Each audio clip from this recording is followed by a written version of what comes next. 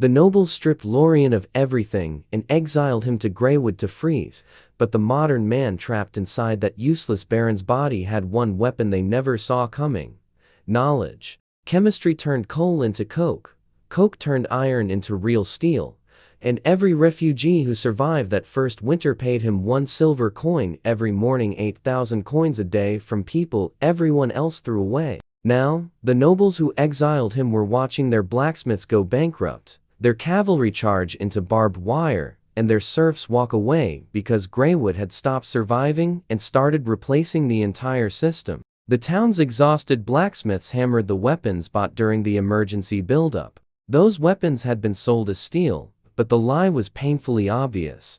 Spearheads bent against 𝗥𝗘𝗜𝗡𝗖𝗔𝗥𝗡𝗔𝗧𝗘𝗗 bones, sword edges chipped, and every repair consumed precious charcoal. Baller warned that 𝗥𝗚𝗜𝗡 could remelt the iron, but its furnaces could not reach the required heat. Lorien had known the weapons were inferior when he bought them. At the time, bandits were coming, and survival mattered more than quality. Now, the emergency was over, and he intended to rebuild everything properly. He ordered the blacksmiths to abandon charcoal and examine the black stone hauled from 𝗥𝗚𝗜𝗡's mine. 𝗥𝗚𝗜𝗡𝗧𝗏, 𝗥𝗚𝗜𝗡's newly appointed head blacksmith, reacted as though his lord had requested a pact with the demon. Raw coal burned fiercely, but its sulfur and impurities made forged iron dangerously brittle. The old craftsmen lacked chemistry, yet generations of failed weapons had taught them that much. Lorien agreed that raw coal would ruin the metal. He simply had no intention of burning it raw. Using a stick, he drew sealed chambers in the snow behind the furnaces.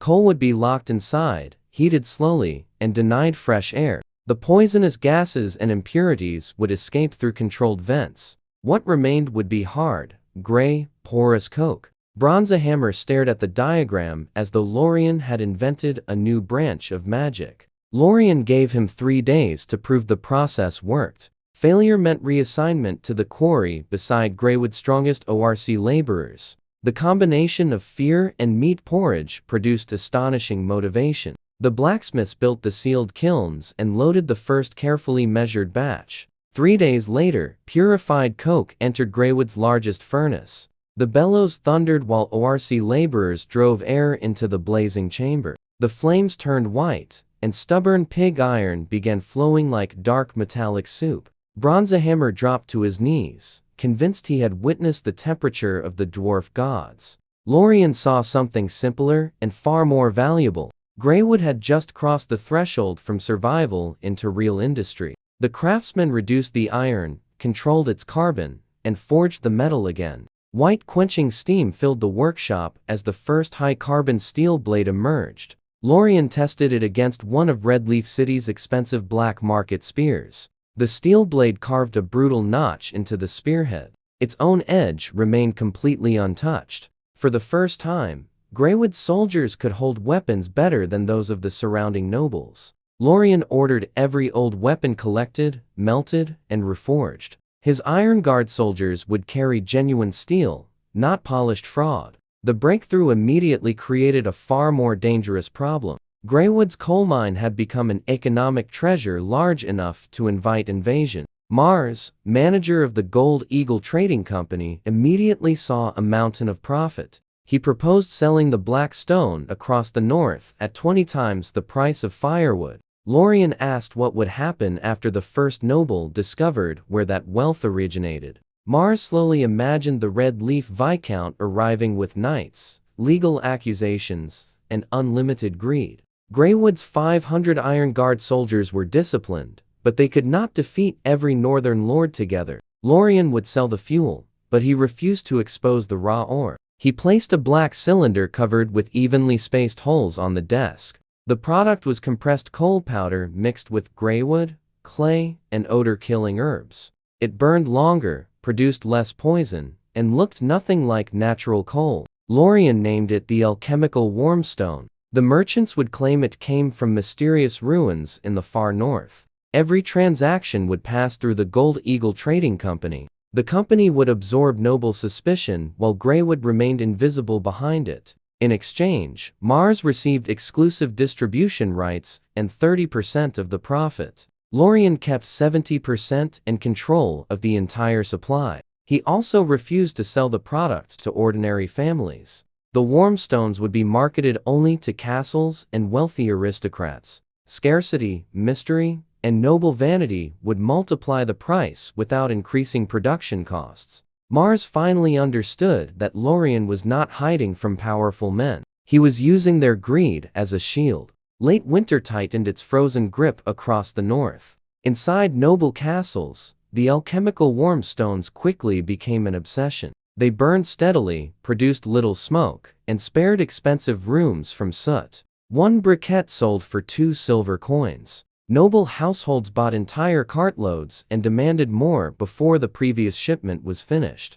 Gold flowed into the Gold Eagle Trading Company and quietly returned to Greywood. The plan appeared flawless until the Red Leaf Viscount noticed the new trade. A crestless luxury carriage entered the northern road under an escort of 15 elite knights. Inside sat Victor, the Viscount's chief political officer and most experienced investigator. He expected Greywood to be a frozen grave filled with starving refugees. Instead, the carriage passed through a windbreak forest and revealed orderly wooden houses.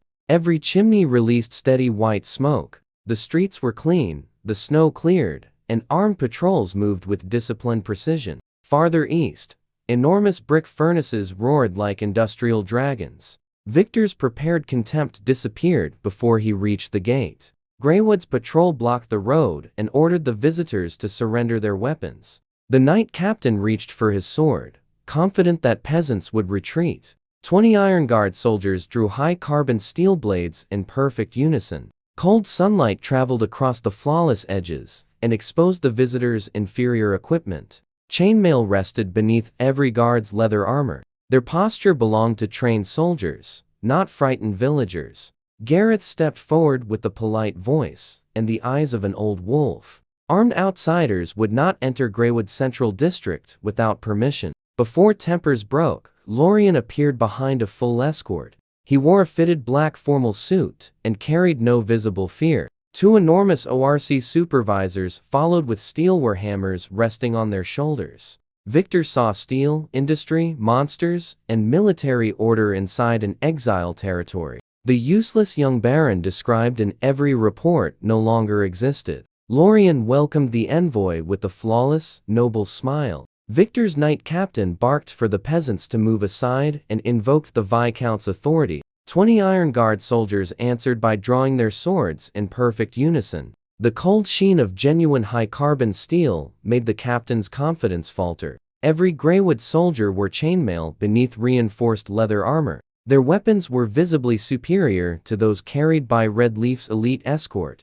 Gareth stepped forward with a polite voice and the eyes of a hunting wolf. He explained that Lord Lorien prohibited armed outsiders from entering Greywood Central District. The visitors would dismount and surrender their weapons before proceeding. The captain protested that a noble knight could not be treated like an ordinary traveler. Before Gareth answered, Lorien's calm voice crossed the road. He reminded his soldiers that Victor was an honored guest. Lorien approached in a fitted black formal suit beneath a disciplined escort. 2 massive ORC supervisors followed, each carrying a heavy steel warhammer. Victor watched his own men surrender their weapons without another argument. Greywood had already won the first negotiation before anyone entered the study. Lorien invited Victor inside for hot tea. Lorien also had a profitable arrangement for Victor to carry back to the Viscount. Privately, the message was simple, and Lorien needed it to land perfectly. He had money. He had teeth. You're welcome to try to take it by force,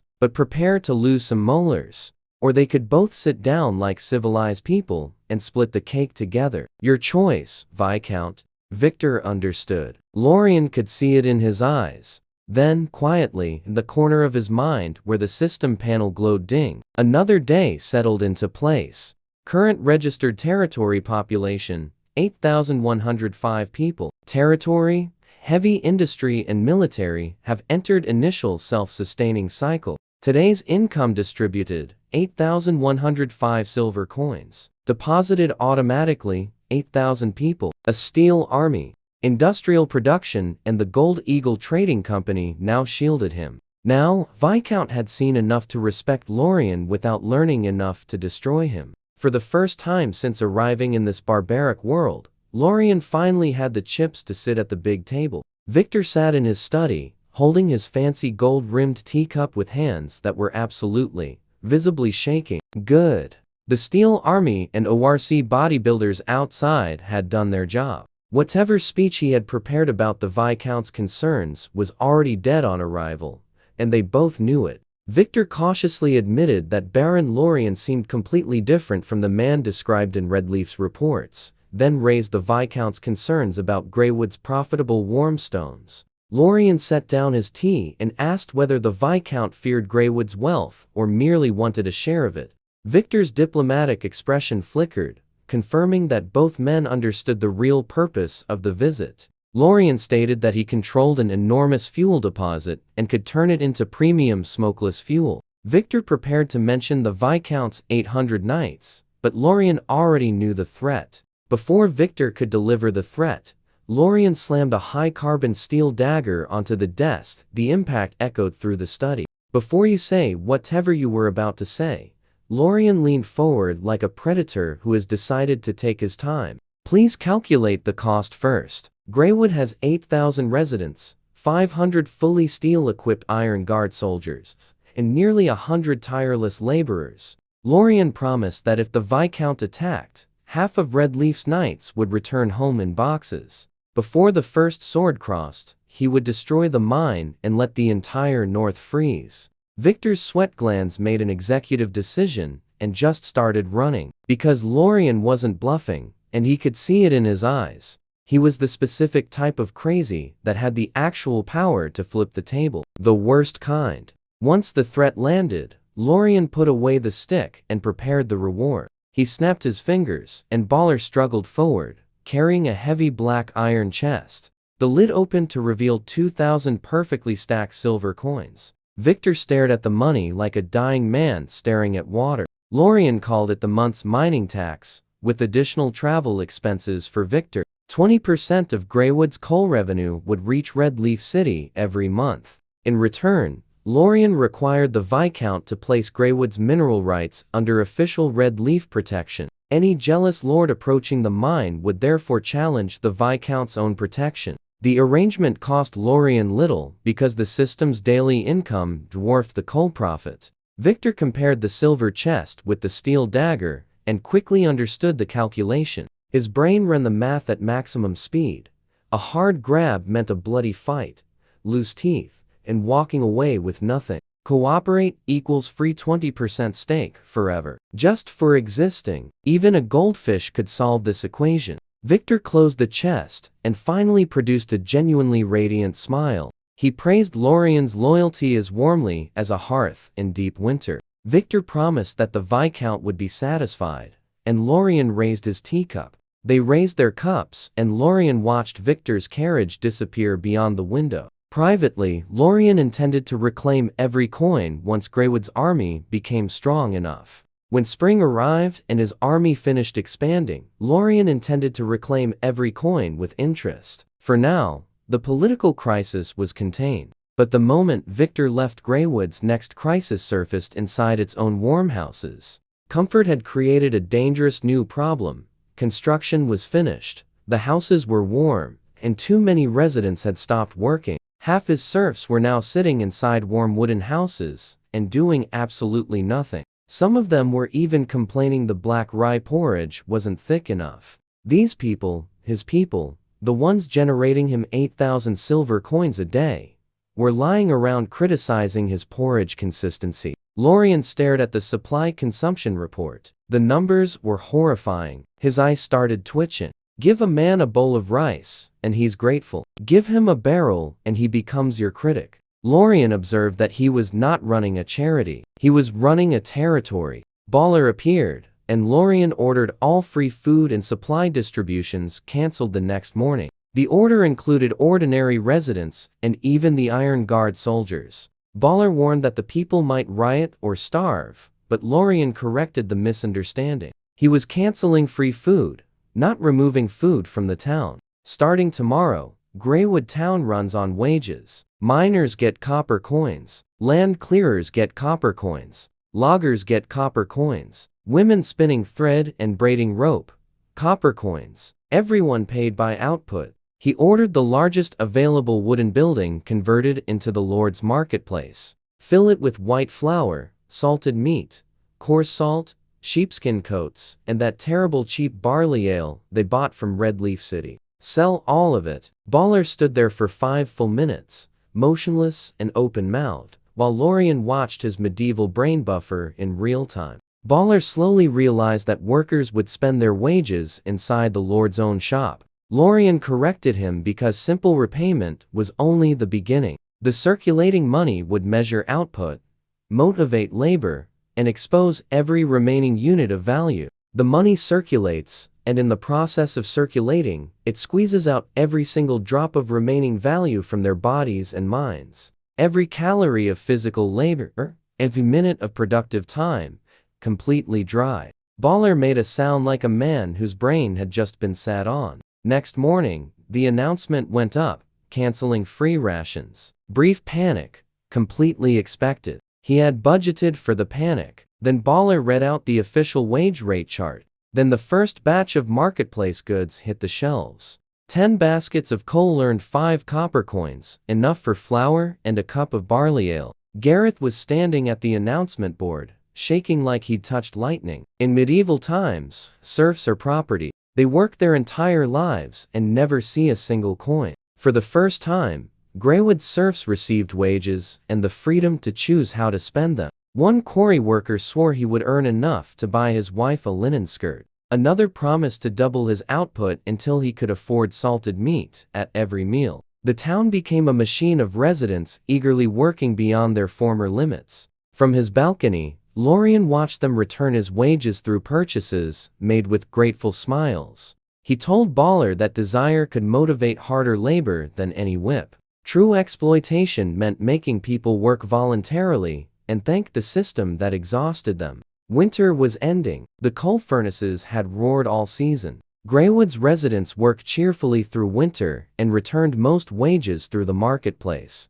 The icicles on the rooftops were finally dripping. Everything was going smoothly, and Lorien should have known that never lasted. That was when Alara kicked his study door open like she was breaching a dungeon. The half-elf scholar carried a large covered basket, like it contained a newborn child. Alara rushed to the desk and tore away the cloth. Inside, glowing under the firelight, was a pile of the most beautiful, fresh, aggressively green vegetables he had ever seen in this medieval nightmare world. Radishes, spinach, various herbs Lorien couldn't name. All crisp, all alive, all absolutely real. The smell of actual plants hit him like a truck. Lorien stood up so fast, he nearly knocked his chair over. The greenhouse vegetables were ready, and their growth had exceeded every projection. Coal-heated floors, compost, and underground irrigation had cut the growing cycle in half. While snow still covered the roads, Greywood had created an artificial spring. Lorien called Alara Greywood's goddess of agriculture, and she accepted the praise proudly. While Alara beamed, Lorien's mind had already moved elsewhere to calculate the profit. Medieval winters meant months without refrigeration, preservation, or fresh vegetables. Those Red Leaf City nobles sitting in their castles eating roast meat and salted cheese every single day. By late winter, they all have scurvy, bleeding gums, rotting skin, teeth falling out. Lorien immediately ordered Baller to summon Mars. Alara looked at him. She already knew what face he was making. She did not like that face. He withheld the first harvest from residents for a few more days. Every vegetable would be packed inside insulated cotton-lined boxes. The Gold Eagle Trading Company would send its fastest horses toward Red Leaf City that night. Mars would describe the produce as leaves of life harvested from a distant elven forest. The product would supposedly cure winter weakness and sell by the leaf. Nobles unwilling to pay could continue watching their teeth fall out. Then she delivered the most elegant eye roll in human history. "You bottomless capitalist. You found a way to squeeze the marrow out of lettuce." Lorien called it redirecting their greed back into his own treasury. Lorien remained unmoved because the vegetable money was not even his real objective. Fresh produce was just another weapon, another way to drain the surrounding nobles of their remaining capital while making them grateful for the privilege. He glanced at the clock as it approached 6 in the morning. Spring was coming, real spring, which meant mass land clearing, town expansion, population growth on a scale they hadn't seen yet. The big chapter was about to start. Ding. New day settled. Current registered territory population, 8,521 people. New refugees and prisoners of war included. Internal currency system established. Territory production efficiency increased by 50%. Today's income, 8,521 silver coins. Deposited automatically. Lorien pushed the window open and breathed in a long lungful of cold air that smelled, just barely, like dirt and melting snow. Lorien quietly welcomed spring and called the residents his valuable little silver coin machines. A much larger campaign was about to begin. In Red Leaf City, Victor examined the vegetable basket like a religious miracle. The produce had grown during a blizzard, a fact his experience could not explain. How is this possible? He picked up a radish with trembling hands, the way a man holds a diamond. The Red Leaf Viscount's gums had been bleeding for 2 straight weeks. Scurvy was turning the entire noble class into miserable, angry, tooth-losing disasters. Mars stood beside Victor with his best professional swindler's smile fully activated. Mars claimed the Gold Eagle Trading Company had lost elite mercenaries retrieving the legendary produce. He added that Lorien had reserved the first basket as a gesture of respect to the Viscount. Victor offered gold, but Mars rejected every ordinary price. Mars explained that Greywood did not need more gold. Lorien demanded 100 healthy and skilled serfs in exchange for each basket. Blacksmiths, carpenters, and weavers were worth more to Greywood than a one-time payment. Back in Greywood, Baller protested that each leaf could sell for a silver coin. He could not understand why Lorien preferred hungry peasants who required daily food. Lorien continued marking expansion zones across a huge sheepskin map. He finally turned and explained the difference between money and productive people. His expression became calm, sharp, and completely certain. For Lorien, money became useless whenever another lord controlled the available supplies. Whenever Lorien bought grain or iron from Red Leaf City, one order could sever the entire supply. A single order from the Viscount could still sever Greywood's external trade. People, however, could clear land, mine coal, smelt iron, and form armies. With the snow melting, those workers would become the foundation of Greywood's spring expansion. He needed 10,000 acres cleared for farmland and stone walls thick enough to stop cavalry. Renewable vegetables could drain rival territories of skilled labor at almost no production cost. Every transferred worker would become a legally registered Greywood resident. Each new resident added 1 permanent silver coin to the system's daily payment. Trading vegetables for a permanent daily money printer. Only an idiot would take the one-time gold coins instead. Pack the rest of the vegetables in batches. Lorien turned back to the map and kept drawing circles. Not just Red Leaf City, Black Iron Territory, Stormkeep.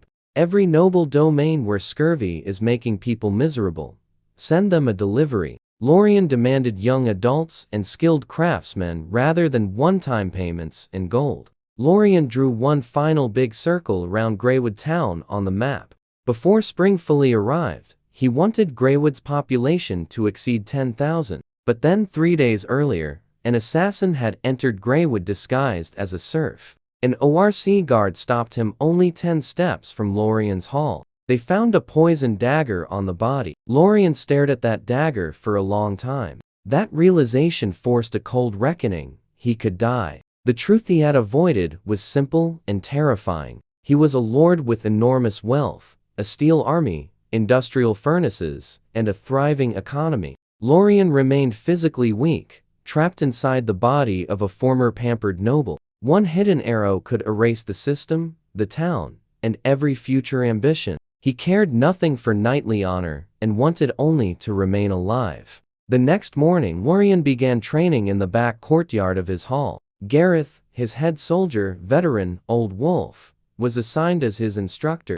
Gareth watched Lorien struggle against a wooden dummy while hiding his disappointment. The veteran tried to explain that a noble sword draw should resemble the wind. Lorien answered by raising his left arm and activating a concealed wrist crossbow. The wrist crossbow, custom built overnight by his blacksmith, 𝗥𝗘𝗜𝗡𝗖𝗔𝗥𝗡𝗔𝗧𝗘𝗗, from the finest high-carbon steel, mounted on the inside of his left forearm, fired a paralytic poison steel bolt directly into the wooden dummy's throat. Then, before anyone could blink, his right hand bypassed his sword entirely, ripped a military spike from the tactical strap on his outer thigh, and stabbed the dummy straight in the groin area. Every observing guard crossed his legs when Lorien struck the dummy's most vulnerable point. Lorien declared that a crossbow should always replace an unnecessary sword fight. If you can kick someone in the groin or poke their eyes, never fight fair. If attacked, his guards were not expected to duel proudly beside him.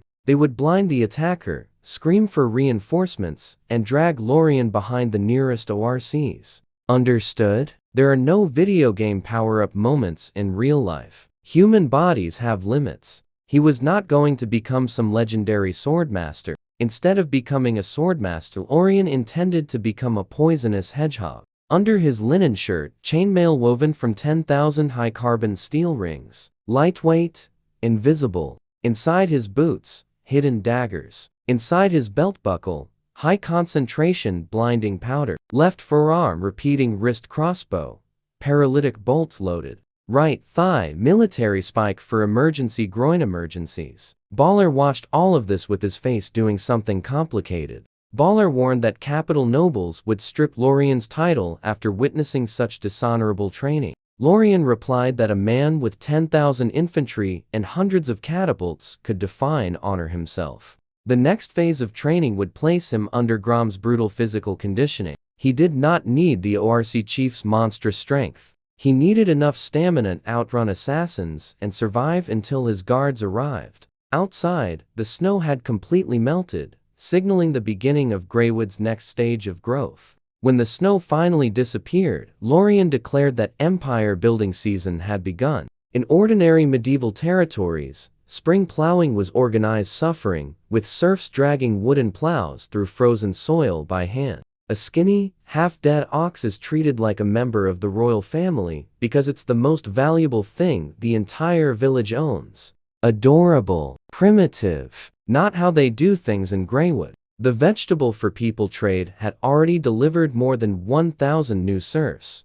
Every newcomer wore wide eyes and the same expression. None of them understood what they had just walked into. One of them, Hans, was standing on the field holding a broken wooden stick, staring into the distance with his mouth open. What is that thing? That thing was a plow. But not any plow Hans had ever seen in his entire medieval life. This was a full, high-carbon steel beast, smooth curves, enormous razor-sharp blade, 200 pounds of pure agricultural destruction that he had his blacksmiths forge day and night specifically to commit violence against frozen dirt. Wood buried in the ground? Irrelevant. Rocks buried in the ground? The plow would eat them for breakfast. The plow was not even what broke Hans's brain. What shattered his understanding was the force pulling it. No oxen, no horses, 2 ORCs, each one over 2 meters tall, muscles like granite boulders, strapped in 2 giant leather harnesses,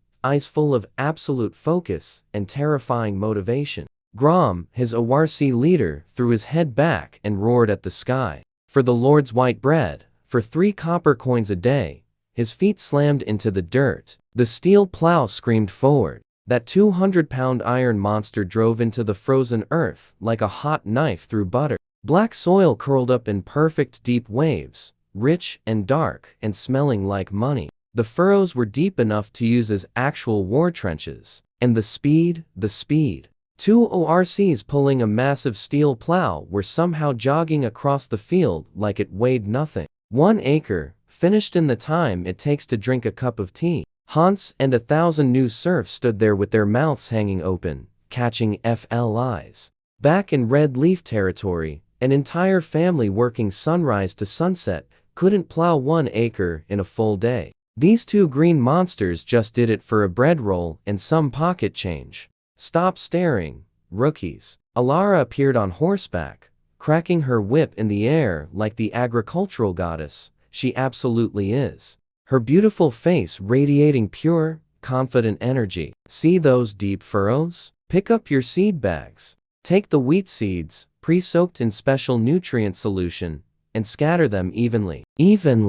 Anyone who wastes a single seed loses today's wages. Hans snapped out of his trance, grabbed a handful of plump wheat seeds, and started sowing. As Hans dropped the seeds into the deep, perfectly prepared soil, his hands began to shake. He finally understood why the Red Leaf City guards who delivered them here had looked at the serfs with that strange expression, that quiet, hidden envy, like they were sending them somewhere good. Here, in this so-called exile wasteland, better farming tools than the royal capital, tireless monster labor, deep fertile furrows ready before breakfast, and wages. They were going to get paid. Long live the Baron, Hans whispered. Several of the serfs were crying while planting seeds. Lorien chose to believe those were tears of agricultural joy. Up on the hill, Lorien sat on his horse in his lightweight custom steel armor, watching his spring farming army work below him. The system pinged happily in his head. Lorien smiled and said it quietly like a prayer.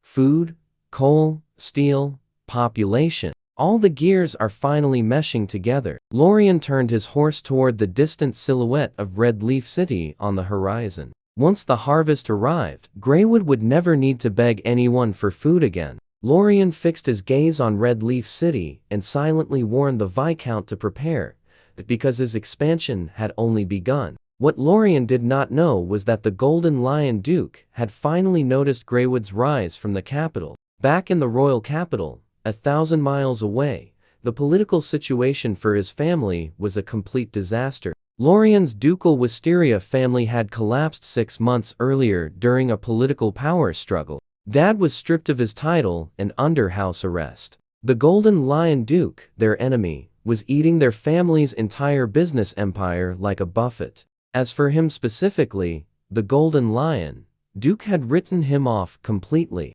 That useless third son who just drinks and chases women. Probably already a frozen corpse in the wilderness somewhere. Rude. Also recently very incorrect. Then his spy network sent him a report. The supposed frozen corpse had built a fortress and invented smokeless coal briquettes and was making suspicious amounts of money. The Golden Lion Duke's paranoid brain immediately constructed an elaborate conspiracy theory. In the Duke's mind, Lorien's mother had secretly transferred a massive hidden fortune from the family merchant guild so he could build an army in the north and return for revenge. This was completely wrong. Lorien did it all himself, with a head full of modern knowledge and genuinely unhinged work ethic. He did not know that, so he activated his entire northern spy network and launched an economic, strangulation, and assassination campaign against Lorien. That fake surf assassin whose skull his ORC guard caved in first test probe. More coming. Meanwhile, at the Wisteria family estate, his second sister Serena was slamming her hands on a table. Mother, Lorien is being targeted by Golden Lion assassins in the north. They have to send someone to help him. Lorien's mother, the Duchess, did not look up from her accounting books. Her voice was ice cold. He's useless. If he dies, he dies. The Duchess said she barely had enough money to keep the Violet Guild alive. The Duchess insisted that Arthur faced greater danger at the front, and she could barely help him either. The Wisteria family does not support dead weight. Serena ground her teeth. She knew. Mother and Big Brother had always looked down on him. The party boy. Serena was the only member of the family who cared whether Lorien lived, and she refused to watch him die. She turned to the shadow in the corner of the room. A female knight stepped forward. Silver breastplate, long silver hair like a war banner, eyes like frozen water, the kind of person who makes the temperature drop when she enters a room. Serena entrusted all her personal savings to Sylvie, her only peak tier 3 knight. Ride to Greywood Town. Serena's voice went hard as steel. Bring that idiot brother of mine back alive. Even if you have to bet your own life on it. Half a month later, outside Greywood Town, Sylvie pulled her horse to a stop, wiped frozen road dust off her face, and took a breath. She had killed 3 separate mercenary ambush groups on the way here. The Golden Lion's assassination net was already spreading north. She'd ridden through all of it. She was prepared for what she would find. A dying town, a miserable, exiled young lord hiding in a corner somewhere, thin and scared, and probably crying. She crested the windbreak forest and stopped. No slum, no starving serfs, no desperate poverty. What she saw instead was a city ringed by tall, thick walls of rammed earth and brick, industrial chimneys blasting fire and smoke into the sky, wide, stone-paved roads with patrol squads of soldiers wearing high-carbon steel chainmail, eyes sharper than wolves. Beyond the walls, several ORCs taller than 2 meters pulled enormous black steel plows across the fields while strapped into giant harnesses. Sylvie sat on her horse for a long moment. She could not reconcile the fortress before her with the useless young lord who supposedly could not hold a sword. Did the family secretly give him the entire treasury? No, this would empty the treasury and still not be enough. A steel spear appeared at her throat. Lorien's Iron Guard patrol had found her.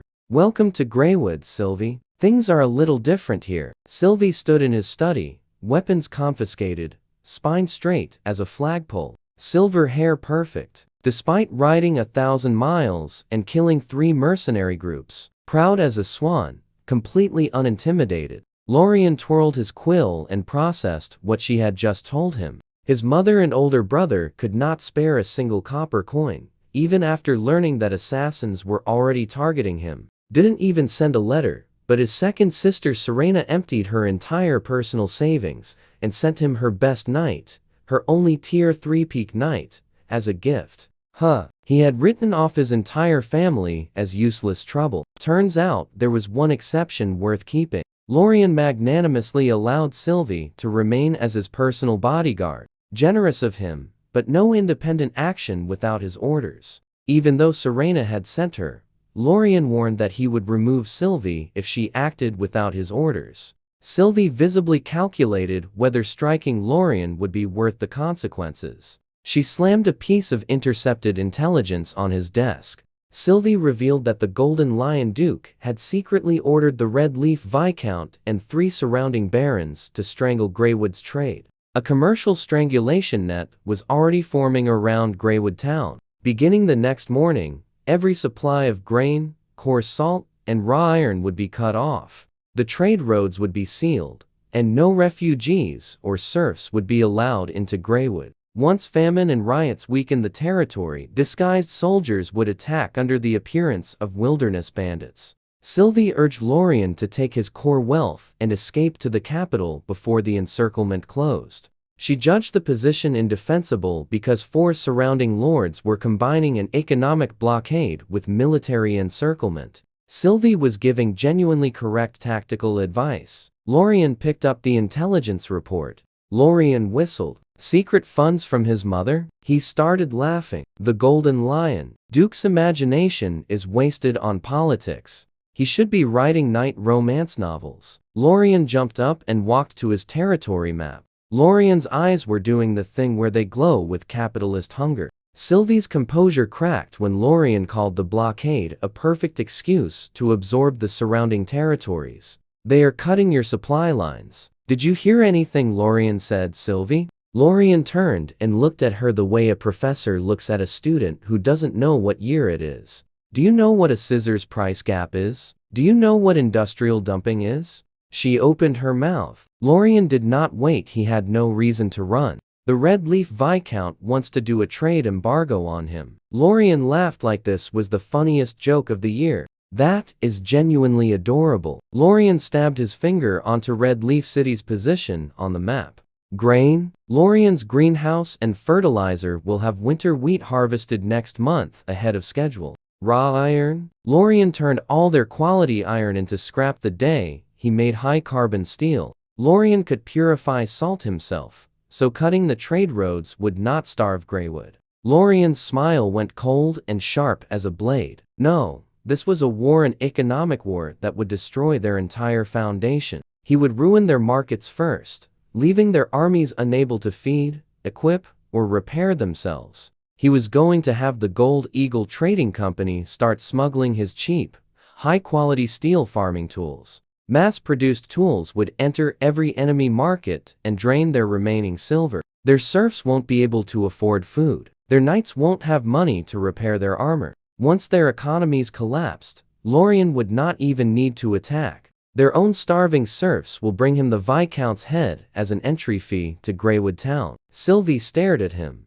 Long silence. This was clearly not the soft, useless playboy from the rumors. This was something else entirely, something that smiled while planning the collapse. Even the Golden Lion Duke, for all his power, couldn't think like this. Sylvie spoke carefully as she reconsidered everything she believed about him. Economic destruction takes time, but the assassinations will come immediately. Her eyes went sharp. When Sylvie entered town the previous night, she detected 3 distinct signatures from highly skilled fighters already inside Greywood. Minimum Tier 2 assassins. Tier 2 assassins? Lorien stroked his chin. His eyes lit up. Lorien's eyes brightened as he reclassified the assassins as superhuman laborers who had delivered themselves directly to Greywood. Lorien's new coal briquette factory on the edge of town. Dark, quiet, smelling of coal dust and hay. Perfect location for absolutely nothing suspicious to happen whatsoever. 3 shadows flipped over the wall like they weighed nothing.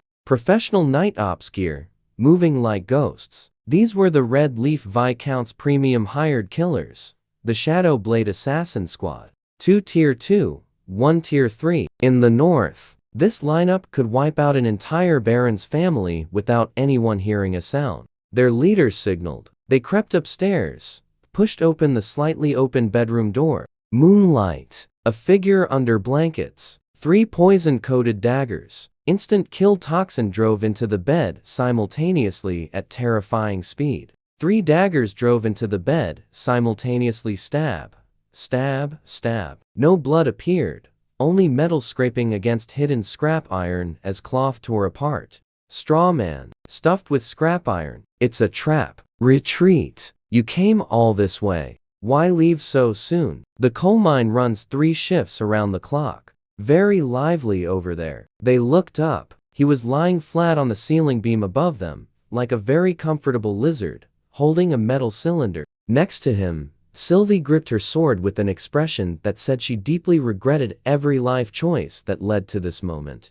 Half an hour earlier, when Sylvie had proposed fighting them directly, a proper knight's duel, honor and glory, blade against blade, he had given her the flattest stare of his life and physically dragged her onto the ceiling beam. Lorien reminded her that he had paid for an industrial assembly line and intended to use it instead of wasting lives in an honorable duel. Sylvie whispered that she could jump down and defeat the assassins in a direct fight. She was confident because assassins excelled at killing sleepers, not dueling prepared knights. Lorien ordered her to remain still, close her eyes, and cover her ears. Lorien grabbed her shoulder with one hand and pulled the fuse on his cylinder with the other. The metal cylinder landed at the assassin's feet with 3 harmless little clinks. They exchanged amused glances because the object looked pathetic. Then the enclosed room erupted under the force of Lorien's homemade weapon. Quicklime, magnesium powder,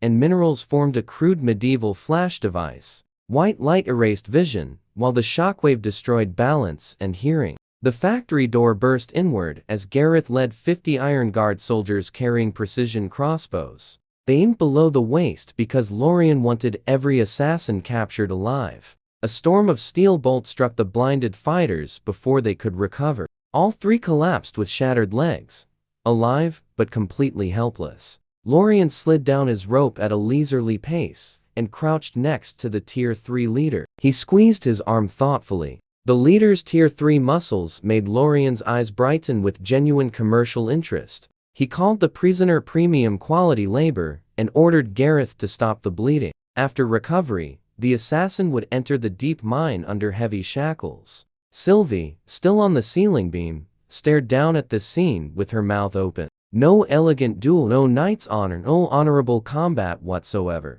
A handful of homemade flashbangs, plus an unlimited budget for steel crossbow bolts, had casually dismantled a professional elite assassin squad in about 4 seconds. Sylvie saw a shameless and dishonorable method that had nevertheless worked perfectly. Lorien evaluated the elite prisoner with the practical attention of a farmer judging livestock. Lorien waved up at her cheerfully, standing in the middle of all the blood, like it was a perfectly normal place to stand. The Golden Lion Duke and the Red Leaf Viscount had chosen dirty tactics, so Lorien would answer accordingly. The captured weapons would become part of Greywood's next message. Lorien turned to look at the darkness outside, eyes deep and absolutely full of ambition. Greywood would turn the assassin's own attack into a formal declaration of economic war. The next morning, Bronze Hammer melted their daggers with Red Leaf's inferior iron. Sylvie pointed out that the blades carried the Viscount's identifying marks.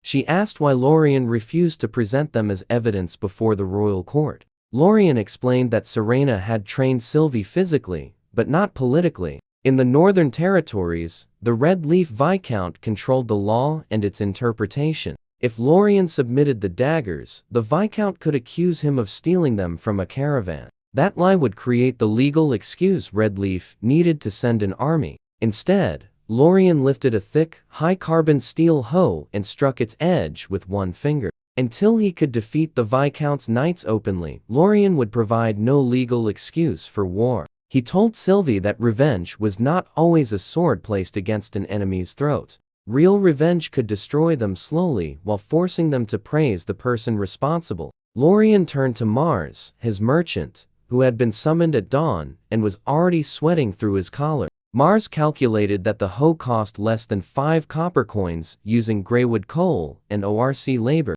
That price was nearly impossible in a world where basic iron tools cost several times more. Red Leaf City's blacksmiths charge 30 copper coins minimum just for a basic, low-quality iron hoe. Perfect. Lorien immediately redirected most military production toward civilian iron goods. Only the tools needed for Greywood's own farms would remain inside the territory. HOs, pots, nails, and sickles would be produced at maximum volume using the best steel. Mars would flood Red Leaf City and every surrounding market simultaneously. The selling price would be 15 copper coins, low enough to shock even Mars. He protested that this was the price of vegetables, not premium steel. 100 copper coins would still attract buyers, but Lorien rejected luxury pricing. High prices would limit the product to wealthy nobles purchasing expensive curiosities. Cabbage-level prices would create industrial dumping and destroy every competing workshop. He ordered Mars to use 15 copper premium tools to destroy Red Leaf's blacksmith market within 1 month. Commoners would depend on Greywood goods, while every local blacksmith faced bankruptcy. Mars fell silent, while Sylvie understood the strategy immediately. In this pre-industrial world, every blacksmith shop was part of a territory's military foundation. The same workshop forged farm tools, repaired armor, and maintained soldiers' weapons. Greywood's superior low-priced steel would bankrupt those workshops one after another. Without trained blacksmiths, knights could not repair armor or replace broken swords. Lorien could dismantle an enemy war machine using nothing but pots and hoes. He then ordered Mars to deliver another carefully designed offer to Victor. Greywood would provide the Viscount's castle with discounted steel cutlery and horseshoes every month. The cheap monthly gifts would make the Viscount's household dependent on Greywood's supply. Once that industrial dependency became complete, Lorien intended to close the net. But then, Greywood's population crossed 10,000, and success itself triggered a new crisis. The system panel revealed that administrative chaos was consuming part of his daily income. 10,025 residents should have produced the same number of silver coins. Instead, an 85% chaos rating imposed a 15% revenue penalty. The actual payment remained only 8,521 silver coins. Lorien recalculated the figures repeatedly, hoping the system had made a mistake. Every disorganized morning was silently devouring more than 1,000 coins. The meaning of administrative chaos became obvious across every department. Baller and 12 clerks shouted themselves hoarse while assigning hundreds of teams. Elderly serfs tracked mines, farms, and warehouses through knots, memory, and guesswork. Errors spread everywhere, while many Iron Guard officers could not read formation diagrams. 10,000 motivated residents moved like powerful ants without reliable direction. Illiterate labor could lift stone, but it could not manage an industrial town. Graywood needed literate supervisors, basic accountants, and officers capable of following written plans. Lorien answered with the most radical public notice the region had ever seen. Graywood would open mandatory night schools for literacy, arithmetic, and cadre promotion. Hunts nearly dropped his meat stew when he heard that common workers would learn to read. In medieval times, literacy is a tightly controlled privilege of nobles and the church. A serf caught learning to read gets their tongue cut out. Keeping people stupid is the entire foundation of feudal control. Gareth struck his shield for silence and announced the compulsory attendance rules. Team leaders, officers, and mine supervisors would report to the East District Hall after dinner. They would learn writing, addition, subtraction, and the use of standardized numbers. Anyone refusing the exams would lose wages, rank, and the privilege of lighter work. The entire management class of Graywood Town let out a collective groan of pure suffering. These were men who swung pickaxes and swords for a living. Asking them to hold a feather quill was genuinely more traumatic than fighting ORCs. That evening, Graywood's first literacy night school opened for business. Alara taught arithmetic, while Sylvie taught military reading, with her sword resting nearby. Alara introduced the simple numerals Lorien remembered from his former world. They were far easier than the tangled tally systems used across the north. Anyone unable to add 10 baskets and 8 baskets would lose breakfast. Next door, Sylvie drilled officers from Lorien's new infantry manual. Lorien watched hardened soldiers sweat over letters more painfully than they had fought ORCs. He did not view the school as charity or social enlightenment. Literacy, arithmetic, and diagrams were tools for creating functional middle management. A few hundred trained supervisors could coordinate tens of thousands of uneducated laborers. Once the chaos disappeared, Lorien expected every lost silver coin to return. He watched a miner glare at the number 7 as though it were a personal enemy. Knowledge was power, especially when used to extract labor more efficiently. May. Spring everywhere. Birds singing. Flowers blooming. In Red Leaf City, 100 miles away, the Viscount was having a completely different experience. Lorien's spy network later revealed exactly what happened inside Red Leaf City's castle. The Viscount hurled a wine glass against the wall. Glass everywhere. He was pointing at a pile of iron goods on his table. HOs, cooking pots, a pair of horseshoe trimming shears. The Viscount demanded an explanation for the insulting pile of farming equipment. Victor, sweating through his expensive clothes, delivered the bad news in a voice that kept almost breaking. Victor reported that impossibly cheap and durable iron goods had flooded the market for 2 weeks. 9 of Red Leaf City's 12 traditional blacksmith shops had already gone bankrupt. The Viscount then pointed toward the damaged sword lying before him. The Viscount yanked his knight's sword off his belt and threw it on the floor. It was covered in tiny chips, faint rust spots. The sword of a noble knight, symbol of aristocratic glory, looked like it had been through a garbage disposal. Yesterday, his knights went to clear out some bandits in the wilderness. 3 knightly swords had snapped against weapons carried by ordinary bandits. Those bandits had sharpened farm cleavers purchased from Graywood's distributors. Their cheap tools were now stronger than the symbols of Red Leaf's military honor. Victor admitted that the territory could no longer obtain quality iron. The Gold Eagle Trading Company controlled every premium source reaching the region. Meanwhile, the cheap pots and hoes drained every copper and silver coin from the common people's hands. Only inexperienced apprentices remained after the established workshops collapsed. They repaired the army with weak scrap, causing weapons to chip, rust, and break. The Viscount roared, "Forbid the sale. Execute anyone caught buying or selling. Hang them all." Victor explained that a ban had become impossible because nobles also bought the products. The Viscount's own barons and household stewards were purchasing Graywood tools in secret. Nobody would reject a lifetime steel axe sold for the price of wood. Victor didn't say the worst part out loud. The smokeless coal briquettes, the greenhouse vegetables. All of it had infected the upper nobility like a drug. If the Viscount tried to cut off Greywood's trade by force, his own nobles would revolt before Lorien even had to show up.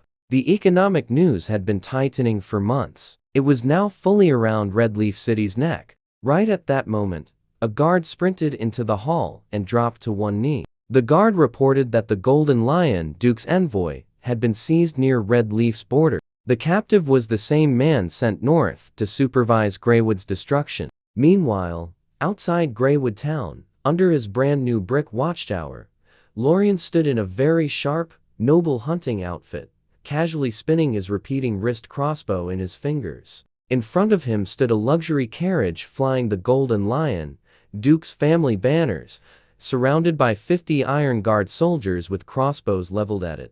Every escort knight already disarmed and sitting in the dirt. Gareth pinned the silk-robed Enver face down in the mud like an expensive chicken. Lorien crouched and patted the Enver's cheek with exaggerated friendliness. Well, isn't this the Golden Lion Duke's personal envoy? The captive accused Lorien of treason for attacking a ducal representative. Lorien rejected the dramatic accusation and calmly wiped the mud from his hands. He claimed he was protecting the envoy from Redleaf's growing bandit problem. Nobody even has a decent sword anymore. Tragic situation. The smile was especially cruel because Lorien had personally created most of those problems. Greywood would therefore provide the envoy with its finest compulsory hospitality. The Golden Lion Duke and the Viscount would surely wish to guarantee his safe release. A reasonable payment might be Redleaf's open-pit iron mine on the eastern border. Behind him, Sylvie stared at his back and swallowed hard.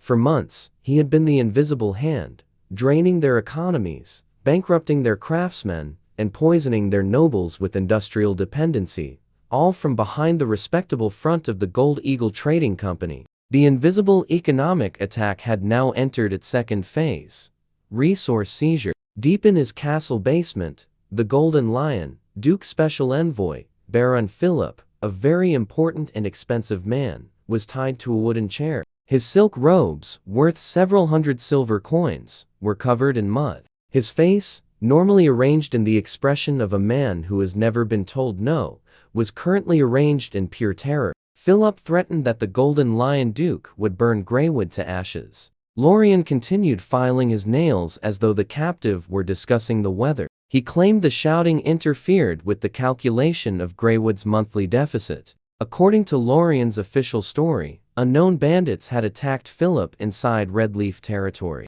Greywood's forces had heroically rescued him and now provided expensive protection. Crossbows and chains were merely necessary security measures. Lorien presented a carefully prepared invoice disguised as a legal contract. It included mobilization, ammunition, accommodation, meals, and equipment depreciation. The total security fee conveniently matched the value of Redleaf's eastern iron mine. Philip finally understood that the rescue was ransom wrapped in administrative language. Philip stared at him like he had just grown a second head. The basement door opened before he could respond. Baller shuffled in, followed by Victor, Redleaf City's chief political officer, who had ridden through the night so hard his inner thighs were bleeding. If a Golden Lion envoy died on Redleaf soil, the Duke would have the Viscount skinned alive. Victor had ridden there at reckless speed out of pure self-preservation. One look at the captive envoy sent him into visible panic. Victor warned that the mine was a strategic asset the Viscount would defend through war. Lorien repeated the word slowly, allowing its cost to settle over the room. Then Lorien slapped the contract against Victor's chest. Redleaf City has lost 80% of its blacksmith shops. Your knights cannot even get their armor patched. If Philip died on Redleaf soil, the Golden Lion Duke would execute the Viscount before Lorien acted. Lorien tapped the contract and demanded the mine as a legally documented collateral transfer. In exchange, Philip would return completely unharmed. The Viscount would also receive discounted Greywood tools and coal briquettes beginning the next month. His method always ended the same way: a door his enemies could walk through with their dignity intact. Victor understood that signing was no longer surrender. It was the only path that kept his lord alive. That calculation left Victor with only one survivable choice: Victor held the contract with hands shaking like the ground beneath him. Signing surrendered Red Leaf's heavy industrial foundation and its ability to forge weapons. Refusing risked the death of the Viscount's entire family under ducal punishment. 10 minutes later, Victor pressed the official seal onto the transfer document. Greywood no longer needed to import raw iron or trust a vulnerable supply chain. No neighboring lord could cut off the metal required by its army and factories. The territory's heavy industry loop was finally self-contained. Lorien ordered Gareth to untie Philip and sent instructions to the ORC mining crews. At first light, they would occupy the eastern iron mine with Greywood steel picks. An iron mine had been captured through paperwork and one carefully restrained envoy. Lorien still refused to celebrate while internal inefficiency continued draining his revenue. The 15% penalty remained a daily leak inside an increasingly valuable machine. The night school had been running for a full month. Alara stood at the blackboard, teaching, stick in hand, pointing at crooked arithmetic problems scrawled by calloused hands that normally held pickaxes. Her expression was strict, but her eyes couldn't hide it. She was proud. Hans correctly calculated an ore consumption quota before the entire class. The former illiterate serf earned promotion to deputy foreman of mining squad 3. 1 month of merciless literacy training had produced practical results. The graduates could not write poetry, but they could read numbers and follow diagrams. Those skills were enough to build Greywood's first reliable management layer. New clerks created consumption tables, standard rulers, and calibrated weights. Every resource entering or leaving the town could now be measured precisely.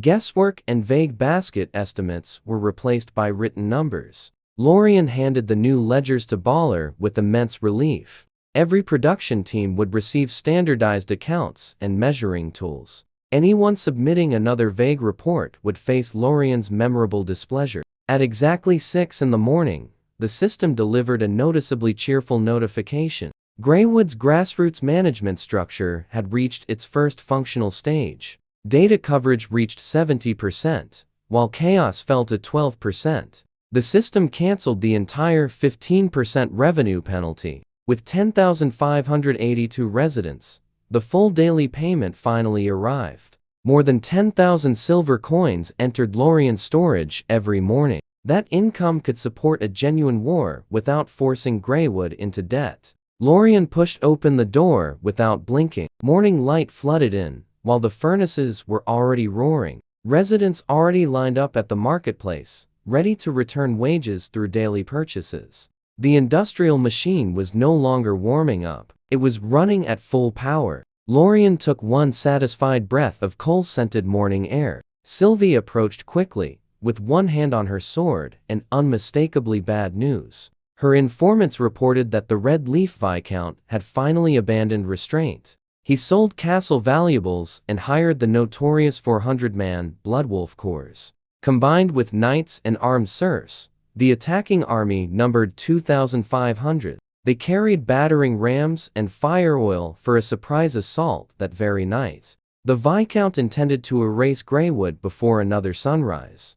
Lorien had always expected the cornered ruler to attack after losing his mine and economy. Red Leaf's blacksmiths were bankrupt, and its remaining weapons could barely survive combat. The large army sounded impressive until Lorien separated it into frightened and poorly equipped parts. Starving serfs, damaged knights, and mercenaries loyal only to payment formed a fragile force. Sylvie remained alarmed because 300 fully armored cavalry still led the army. A direct charge could flatten Greywood's incomplete walls. Lorien answered that he had no intention of obeying medieval rules of battle. He ordered maximum readiness and mobilized every able-bodied resident. Within 30 minutes, thousands of workers gathered beyond the walls with steel shovels. The preparation forced Sylvie to reconsider everything she understood about warfare. No knights formed heroic ranks, and no soldiers prepared for an honorable charge.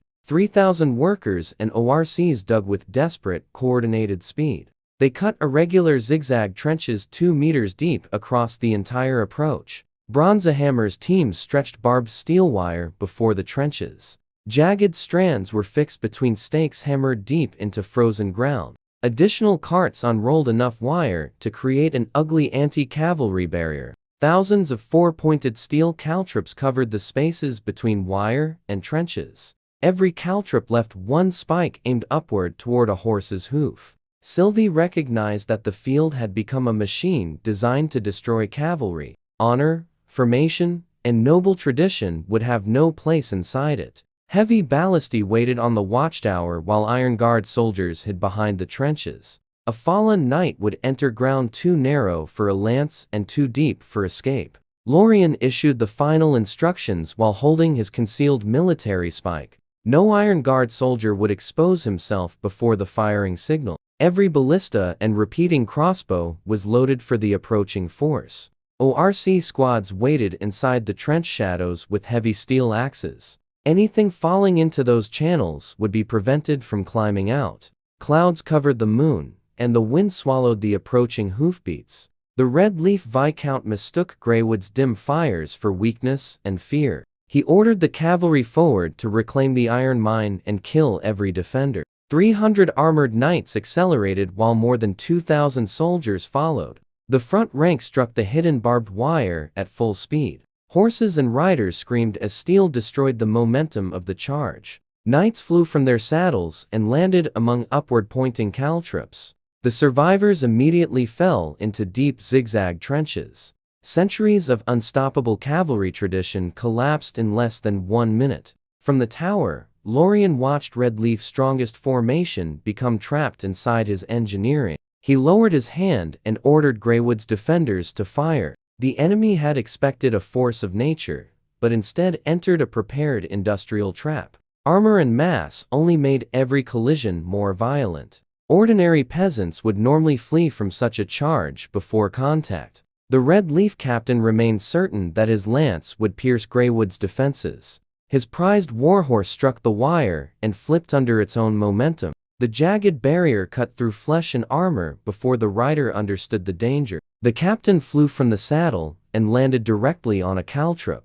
His armored boot offered little protection against the upward steel point. The spike pierced the captain's armored boot, producing screams the narrator did not need to describe. The same collapse struck dozens of riders across the entire front rank. A formation costing fortunes was destroyed by inexpensive wire and mass-produced spikes. The rear cavalry avoided some wire only to discover the hidden trenches. Men and horses dropped into the 2-meter channels in continuous waves. Heavy armor became dead weight that crushed riders beneath their own mounts. Several knights were injured before Greywood's soldiers even reached them. Grom's roar erupted from below, promising salted meat to every successful ORC worker. Inside a 1-meter trench, long lances and practiced cavalry movements became useless. The knights could neither maneuver nor apply the skills learned over entire lifetimes. Grom's 50-kilogram steel axe faced none of those limitations.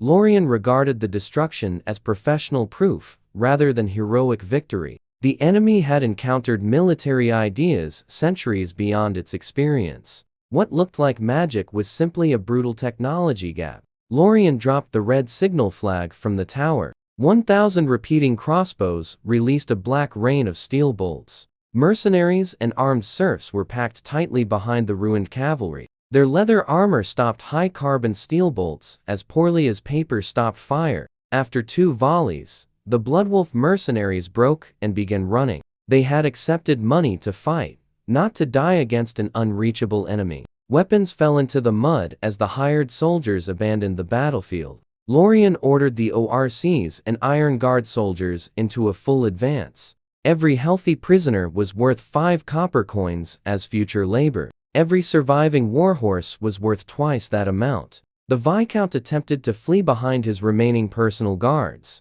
Sylvie emerged from darkness and disabled his horse with one decisive strike. The ruler of Red Leaf rolled helplessly through mud and melting snow. When he stopped, Lorien's military spike rested against his throat. The entire battle ended in under 1 hour, with Red Leaf's army destroyed. At sunrise, Greywood stripped usable armor and organized prisoners for transport. Surviving mercenaries and serf soldiers chained together in a line, walking toward the coal mine entrance with the energy of men attending their own funerals. Meanwhile, Lorien resumed personal training in the manor's rear courtyard. Sylvie launched him across the grass and calmly criticized his unstable footing. A real blade would have cut him apart. So training would continue 1 hour every day. Not even victory over an army granted him permission to skip the lesson. Weeks of brutal practice and high-calorie meals were reshaping the body he had inherited. The former owner's years of wine and excess had left it weak and hollow. Now real muscle and a colder, more disciplined gaze had begun to appear. Sylvie attacked again, moving faster than an ordinary human could follow. Lorien did not block the strike. He dropped sideways and reached for the powder hidden inside his belt. She anticipated the blinding powder and deflected it without interrupting her strike. Lorien twisted aside and triggered a spring-loaded blade hidden inside his boot. At the same instant, his wrist crossbow locked onto Sylvie's chest. Her wooden sword rested against his neck, while both hidden weapons threatened vital points. Lorien immediately and shamelessly declared the exchange a draw. Sylvie lowered her weapon, and a rare trace of respect appeared in her eyes. She admitted that Lorien could never match a true knight in direct combat. However, an arrogant Tier 2 or Tier 3 fighter might die after underestimating his tricks. Lorien answered that any technique preserving his life was a good technique. Training ended because the captured Red Leaf Viscount had waited 3 hours in the basement. It was time to collect the remaining prizes from the war. The noble and powerful Red Leaf Viscount, stripped to one pair of linen underpants, was tied back to back with the Golden Lion's envoy, Philip. Red fire pits surrounded them, while nearby ORCs sharpened enormous knives with patient enthusiasm. Lorien walked in wearing a clean silk shirt, sat down behind the interrogation desk, and arranged his papers neatly. The Viscount threatened Lorien with destruction by the royal court. Lorien replied that the prisoner still did not understand his position. Both captives could disappear inside a staged bandit attack with every trace buried. No witness would remain to explain the truth before the royal court. Philip's face confirmed he had reached the same conclusion. Their combined psychological defense collapsed like a wet paper wall. Instead of killing them, Lorien dropped a thick stack of contracts at the Viscount's feet. He called himself a peaceful businessman who preferred signatures to unnecessary deaths. The first clause allowed every Red Leaf serf to relocate freely into Greywood. The second permanently abolished tariffs among Red Leaf, Greywood, and the Gold Eagle Trading Company. The third demanded 1,000 gold coins for damage caused to Greywood's barbed wire. Signing preserved the Viscount's title and his ability to return home alive. Refusal would earn him an immediate surgical demonstration from the nearest ORC. The ORC sharpened his knife louder, providing excellent support for the negotiation. Free movement would let every productive worker abandon Red Leaf whenever they chose. The clause cut through the very roots of the Viscount's territory. Crying with humiliation, he pressed his handprint onto every contract. Lorien smiled, thanked him for the business, and prepared his next weapon. Greywood clerks entered Red Leaf villages carrying cheap sickles and migration notices. The notices promised salted porridge, copper wages, powerful plows, and literacy lessons. To exhausted serfs crushed by taxes, the offer sounded like a vision of paradise. Families fled in waves until the roads resembled water escaping a broken dam. The system counted 15,000 residents, then 18,900, and continued rising. Lorien watched his daily income race toward 20,000 silver coins. Greywood's industrial machine was consuming the surrounding countryside through migration. What Lorien did not yet know was that the Golden Lion Duke had received the report and stopped treating Greywood as a minor problem. The Golden Lion Duke threw his wineglass onto his extremely expensive Persian carpet. Useless. Absolutely useless. His intelligence officer was on one knee, shaking so hard his armor was rattling. 300 cavalry and more than 2,000 soldiers had fallen within 1 hour. The supposedly broken exile had also captured an envoy and forced a viscount into submission. Reports of repeating crossbows, premium steel armor, and recruited ORCs deepened the Duke's paranoia. He refused to believe one young noble had built all of it independently. An alchemist faction, rival house, or hidden power had to be supporting Lorien. The Golden Lion Duke decided that if Lorien played big, he would answer without restraint. The Duke immediately ordered agents sent to the Church of Light. They would accuse Greywood of heresy, demon worship, and the use of poisoned black stones. The Golden Lion Duke demanded an official heresy judgment under church authority. A church judgment would sever Greywood's legal connections and authorize attacks from every territory. He wanted Greywood transformed into a public enemy that any lord could legally attack. But before Lorien could exploit the victory, the threat shifted from armies to the church, and Sylvie brought the warning to Greywood. The Gold Eagle Trading Company reported that the church was preparing an official heresy case. Once issued, the judgment could destroy Greywood's legal status throughout the north. Merchants and convoy guards connected to Lorien could be executed as heretics. Lorien listened carefully before reacting with unexpected laughter. He claimed that even divine authority eventually bowed before overwhelming productive power. Below the wall, nearly 20,000 residents collected wages beside roaring furnaces.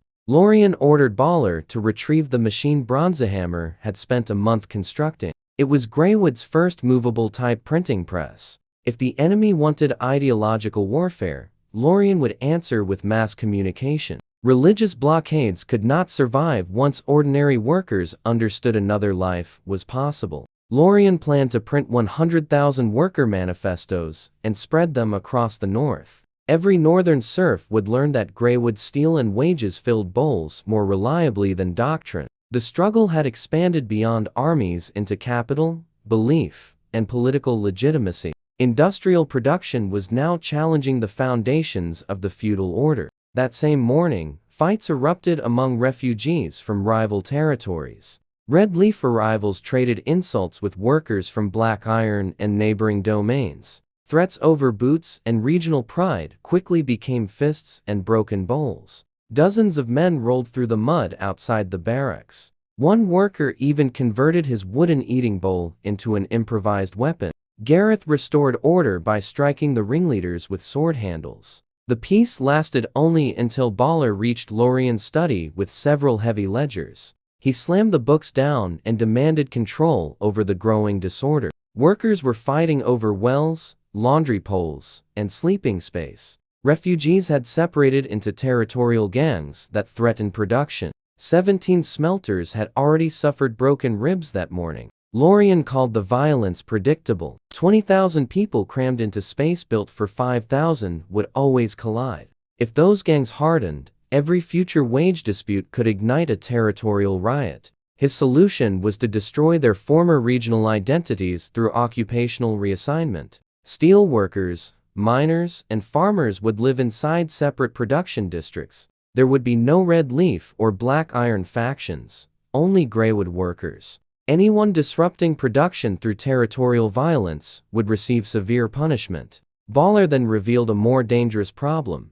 Greywood lacked enough small coins. The shortage had nothing to do with Lorien's overall wealth. Nearly 15,000 daily wage payments required enormous quantities of copper change. Even the lowest waste haulers needed 2 copper coins each day. Gold and silver pieces were too large for small wages and ordinary purchases. Miners had already threatened violence when payday ran out of copper. Baller warned that unpaid workers could dismantle the manor brick by brick. Without change, Greywood's wage and marketplace cycle would freeze. Lorien asked Baller to breathe and follow him into a guarded brick workshop. Inside waited a machine of steel gears, levers, ink, and carefully prepared paper. The answer was not to find more copper, but to change the form of money. Bronzehammer activated the press, and its gears began striking with mechanical rhythm. A metal-type plate pressed detailed patterns and numbers onto durable silk paper.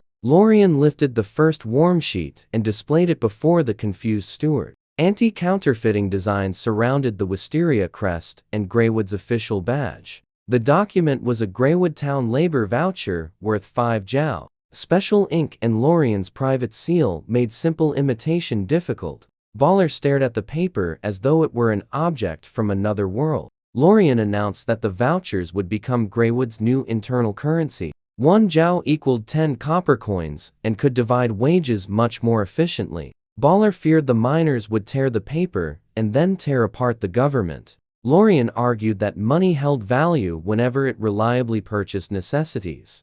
As long as vouchers bought bread, sausage, ale, clothing, and rent, workers would accept them. Metal depended on whatever miners removed from the ground. Printed value could expand with Greywood's production and administrative control. The press continued producing sheets, and the new currency entered circulation successfully. Hungry workers cared about hot stew, not whether payment arrived as metal or paper. Lorien patted the printing press, still rhythmically spitting out fresh vouchers, and felt something very close to genuine love for this machine. Baller, gold and silver, you can only have as much as you can dig out of the ground. Lorien watched the press print another sheet, and another, and another. As long as the press kept turning, Greywood's internal wealth could equal whatever Lorien declared. Hungry people do not care if their wages are metal discs or printed paper, as long as it buys hot stew and barley ale. The currency crisis ended just before the church's delegation appeared.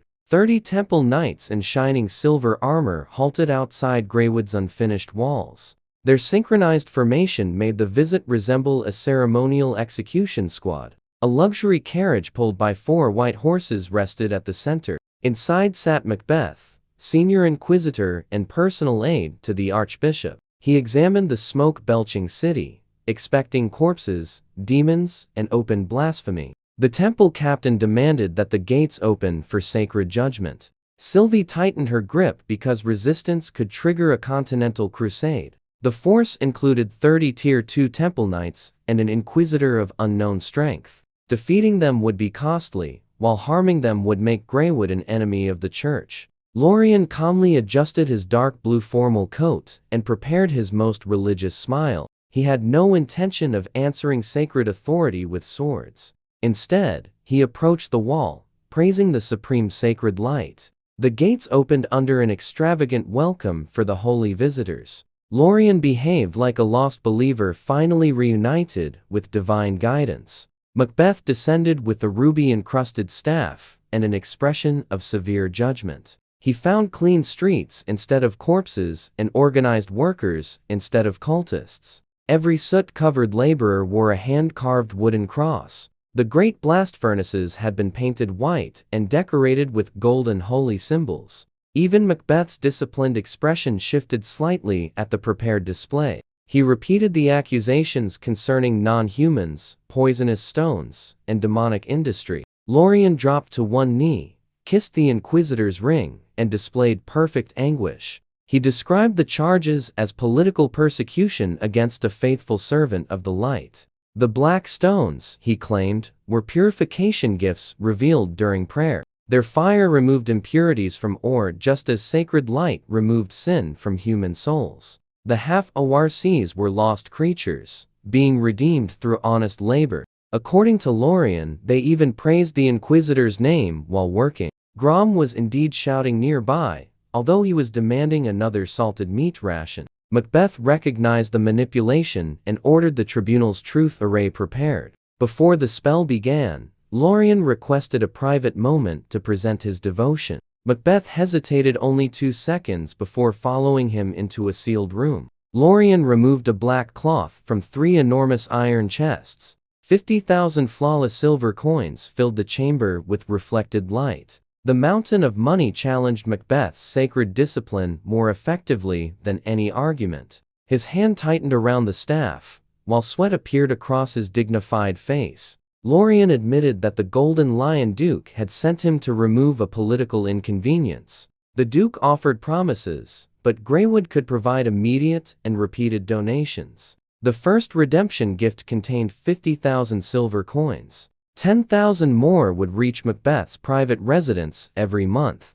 All Lorien required was the correct theological interpretation of Greywood's industry. After a long silence, Macbeth plunged one reverent hand into the silver pile. When he raised his head, the severity had vanished from his face. He declared Lorien's heart purer than the silver before him. The Golden Lion Duke, Macbeth claimed, had been blinded by worldly ambition. Greywood would be recorded as sacred land blessed by miraculous purification stones. The inquisitor left with 3 chests and a satisfied expression. The heresy crisis disappeared without a single sword leaving its sheath. Only one complication remained after the church delegation departed. Lorien called the 50,000 coins Greywood's first donation for the redemption of its sins. He promised another 10,000 silver coins every month, as long as the church continued protecting the territory. The payments would arrive on time, and Lorien's warm smile made the meaning perfectly clear.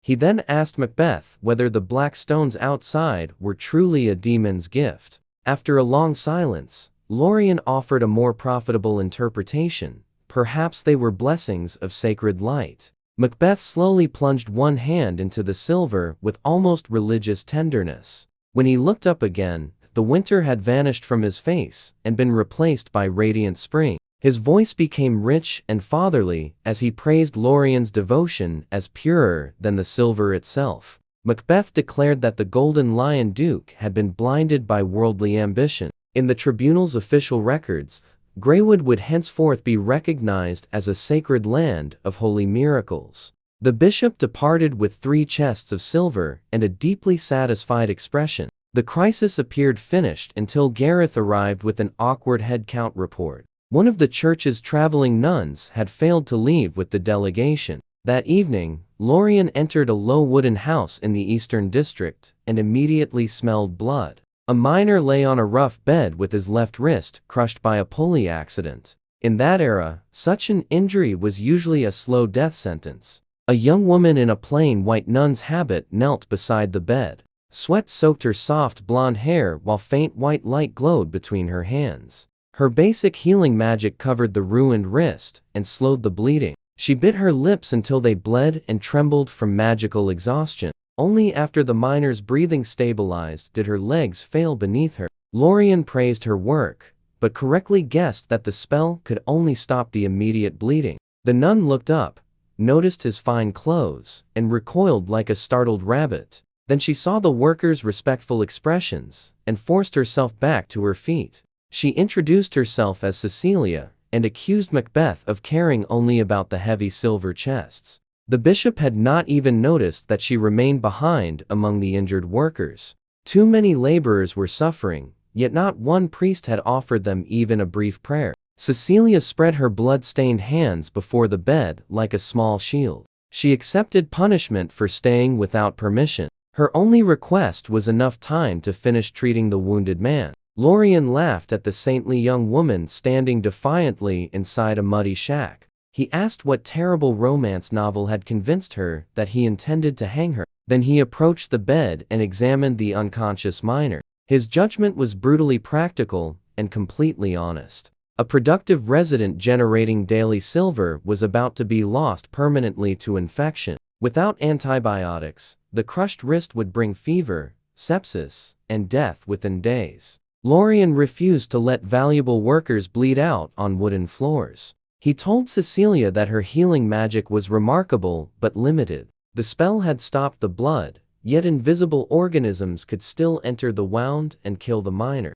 Cecilia mistook his explanation for a curse, but Lorien called it science. He ordered Baller to clear the 2-story brick building near the town center and name it Greywood's first workers' hospital. The hospital would receive concentrated spirits, boiled bandages, clean beds, and trained assistants. Lorien then gave the confused nun a flawless, noble bow. Since Macbeth had abandoned her, he invited Cecilia to remain in Greywood. He offered her a hospital, purified supplies, 20 assistants, and full medical funding. Her personal salary would be 1 silver coin every day. Cecilia's eyes widened because even senior priests treating nobles rarely received such support. The supposed heretic was building a modern hospital for the poorest laborers in the north. When she asked why he would spend so much on ordinary serfs, Lorien answered with complete honesty. Every working person in his territory was a precious asset that could not be wasted. Not one word was false, even if Cecilia misunderstood the reason behind it. Lorien appointed her Greywood's chief medical officer and ordered her to combine healing magic with sanitation. Her mission was to pull every injured worker back from the edge of death. Something inside Cecilia finally broke as she realized sacred light might exist outside golden cathedrals. Perhaps it lived here, inside a smoky and morally complicated industrial town. She accepted through tears, while Lorien privately celebrated the investment. A proper medical system would reduce worker deaths and keep Greywood's industrial machine turning. By May, the new 2-story hospital smelled strong enough to strip paint. Concentrated alcohol filled the rooms with an odor the workers had never experienced. To people raised on weak ale, the clear liquid seemed like a lord's mysterious dissolving potion. One injured worker begged Cecilia not to pour it onto his leg. Paul would rather lose the limb than endure the burning liquid. A rock fragment had opened a 10-centimeter wound along his shin. After he rolled through mud, the cut became packed with dark filth. Cecilia wore a tightly cuffed white linen coat designed to keep contamination out of the folds. She looked like a physician from a century that had not yet been invented. With great patience and no mercy, she told Paul to endure. Then she pressed alcohol-soaked cotton directly against the wound, launching him upward with a scream. 2 strong assistants forced him safely back onto the bed. Paul watched in horror as the alcohol foamed against the dirt and blood. Cecilia murmured a prayer for his suffering. Gentle healing light flowed from her hands and accelerated the damaged tissue's recovery. Greywood's medical protocol began with alcohol physically cleaning the wound. Cecilia's magic restored tissue, and trained assistants completed precise suturing. The method was efficient, systematic, and terrifying to every first-time patient. From the second-floor balcony, Lorien reviewed new voucher samples while observing the treatment below. Sylvie stood beside him and questioned whether the process was unnecessarily cruel. Even a Tier 3 knight found the sight of people being processed under bright, clean lights unsettling. Lorien asked how much grain and time it required to train a skilled quarry worker. The old method used filth, prayer, and blind hope. Under that system, Paul would develop fever, suffer infection, and enter the cemetery within 2 weeks. Greywood would then need another refugee and a month of training to replace him. Lorien described the comparison with the calmness of a man discussing damaged machinery.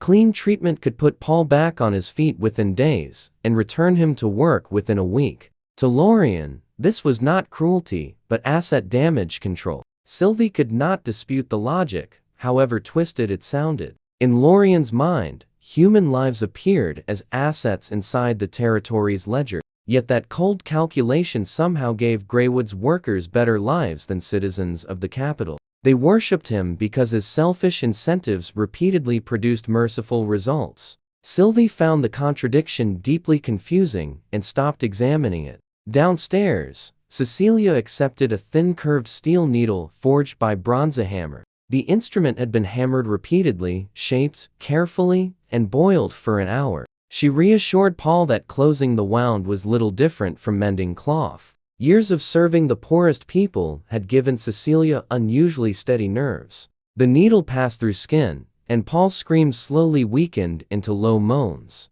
At first, Cecilia had considered surgical suturing almost sacrilegious. After 3 doomed patients recovered completely, she became its most devoted practitioner. She cut the final stitch, wiped her forehead, and smiled with genuine relief. Paul was sent upstairs for observation, free recovery meals, and strict orders not to touch the wound. Weak but alive, he thanked Cecilia and his lord. His eyes held the gratitude of a man who had narrowly escaped death. Lorien closed his account book and asked Sylvie whether she finally understood. Saving Paul had created loyalty more effectively than any speech. Lorien extracted labor from his people and consumed their productive years.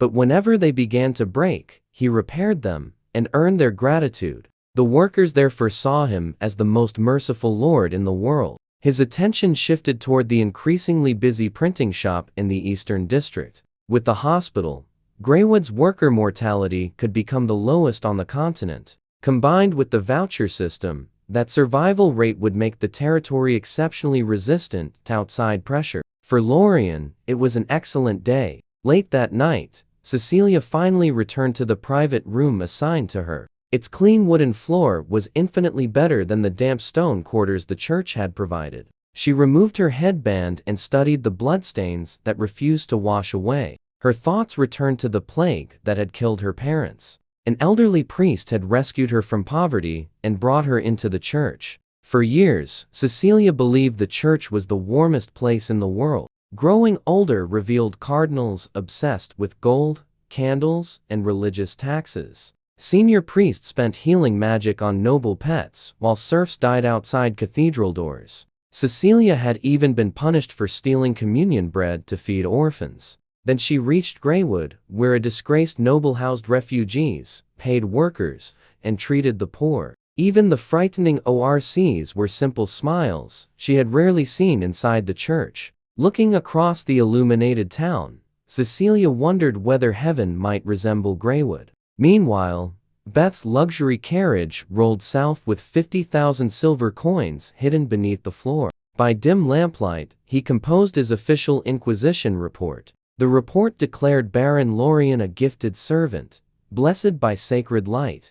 𝗥𝗚𝗜𝗓's black stones became purified holy essence, and its ORCs became baptized laborers. Macbeth even claimed Lorien intended to build a cathedral in the northern wilderness. After finishing, the bishop patted his chin and laughed coldly. The Golden Lion Duke's empty promises could never compete with Lorien's monthly silver. As long as 10,000 coins arrived on schedule, Macbeth's theology would remain flexible. Even a real demon in 𝗥𝗚𝗜𝗓 would be officially recognized as a six-winged angel wearing black. Macbeth poured expensive wine and began planning ways to inconvenience the Golden Lion Duke. But just as the heresy crisis vanished, 𝗥𝗚𝗜𝗓's population passed 25,000 and pushed its administration toward collapse.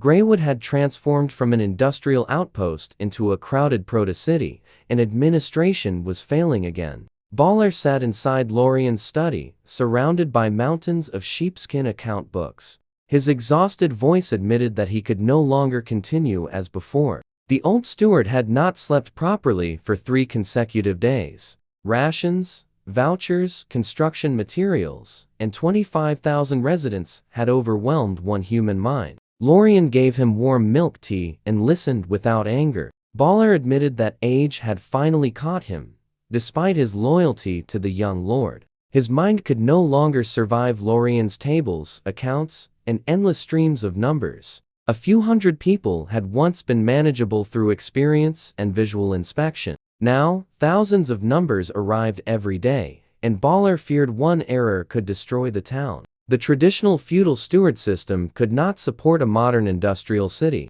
Continuing to force Balor forward would eventually kill him at the desk. Lorien therefore removed him from the position of general steward. Before Balor panicked, Lorien assured him that the change was a promotion rather than rejection. The new 𝗥𝗚𝗓𝗏 Administrative Committee would replace one exhausted steward with specialized departments. Balor became honorary chairman, responsible for supervising the younger clerks and preventing theft. Hundreds of night school graduates would perform the actual accounting. Alara would lead agriculture and manage wheat fields, fertilizer, and greenhouses. Cecilia received health, Bronzehammer industry, Gareth security, and Sylvie intelligence. Balor would organize 50-strong arithmetic students into a permanent finance department. He worried that rough workers knew nothing about governing a territory. Lorien answered that each worker only needed to execute one clearly defined rule. Lorien pulled out a draft of the 𝗥𝗚𝗓𝗏 Town Departmental Operating Guidelines from his desk drawer.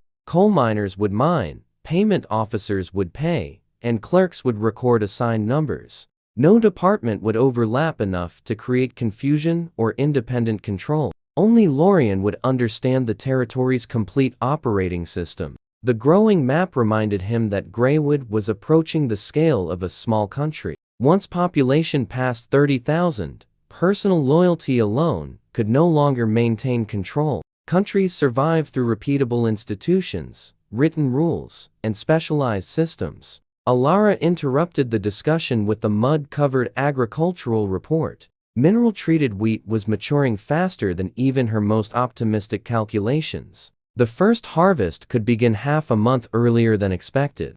Lorien immediately recognized the strategic value of that timing. His attention shifted toward the Golden Lion Duke and the distant capital. Full granaries and captured markets would make enemy bishops and armies little more than decorations. What Lorien did not see was that the imperial capital had become a second battlefield.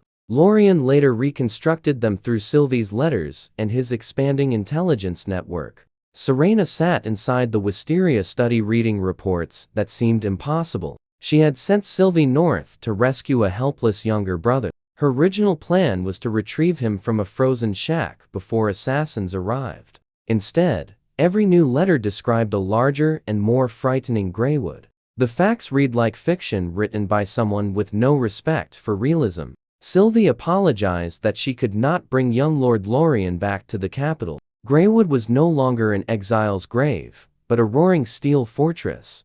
Lorien controlled almost 30,000 residents and an army called the Iron Guard. He had destroyed the Viscount's 2,500-man force within one night. He had also replaced metal coins with paper vouchers trusted by thousands of workers. Serena struck the letter against her desk and repeated the impossible numbers. 30,000 people, a destroyed army, and a private currency could not be dismissed. Even an established earl would require enormous starting capital for such growth. Sylvie had once suspected secret funding from the Wisteria family, but Serena knew better. Their mother valued Arthur and considered Lorien an embarrassing failure. The Duchess had privately expected her third son to freeze and disappear. She also lacked the money necessary to fund him, even if she had changed her mind. The family's remaining business faced its own approaching collapse. The Violet Guild was buried beneath debt and coordinated commercial pressure.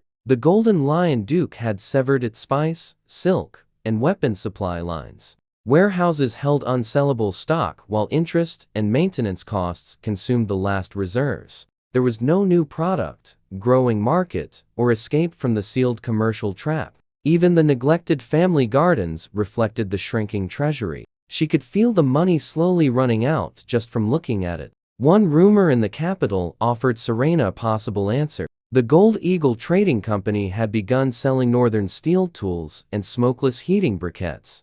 Its explosive profits convinced Serena that Lorien stood behind the supply. She selected premium family paper and prepared a letter without the pride of an older sister. This time, she wrote, as one merchant asking another merchant for survival. She requested a product capable of bypassing the Golden Lion Duke's traditional blockade. The Violet Guild needed something new before debt swallowed the remaining family business. Serena sealed the request and entrusted it to her most reliable secret courier. Far north of the capital, Lorien was already developing the answer inside a hidden chemical station. Dome-shaped brick buildings filled a remote valley with yellow-brown fumes. The experimental site had suffered explosions, gas leaks, and repeated construction damage. Only loyal ORC workers remained willing to approach the dangerous furnaces. Lorien emerged coughing through a homemade charcoal and gauze gas mask. The odor was unbearable, but the liquid inside the apparatus filled him with excitement. Bronzehammer-controlled steel pipes connected to a sealed dry distillation furnace. Premium coal cooked without oxygen while its components separated through condensation. Lorien was attempting coal tar fractional distillation rather than ordinary smelting. An internal combustion engine remained impossible, but basic industrial chemistry was within reach. The experiment represented the first crack in a far more important technological door. Pale yellow liquid began dripping from the pipe into a glass container. Lorien lifted the beaker with the care of a new father. The foul-smelling substance was crude kerosene, ugly, and commercially perfect. Sylvie watched from far downwind while holding Serena's newly arrived letter. She described the liquid as a magic potion that exploded whenever someone looked at it incorrectly. Two burned workshops provided strong support for her concern. Lorien poured the kerosene into a brass device built around an adjustable cotton wick. A heat-resistant glass shade surrounded the flame. After more than 100 failed attempts, he struck a match, lit the wick, and lowered the glass carefully. Steady orange-yellow light filled the laboratory without smoke or violent flickering. The flame produced no wax, black residue, or dangerous movement in the wind. It shone brighter than the finest beeswax candles available in the capital. Sylvie understood that noble castles still relied on dim candles that caused smoke and fires. This lamp was brighter, safer, refillable, and almost impossible for competitors to reproduce. Mass production remained impossible because glass failure and fuel purification were still too slow. That limitation created the perfect luxury market advantage. Extreme scarcity would let Lorien charge whatever proud nobles were willing to pay. He admired the lamp with the expression of a man discovering a new private tax.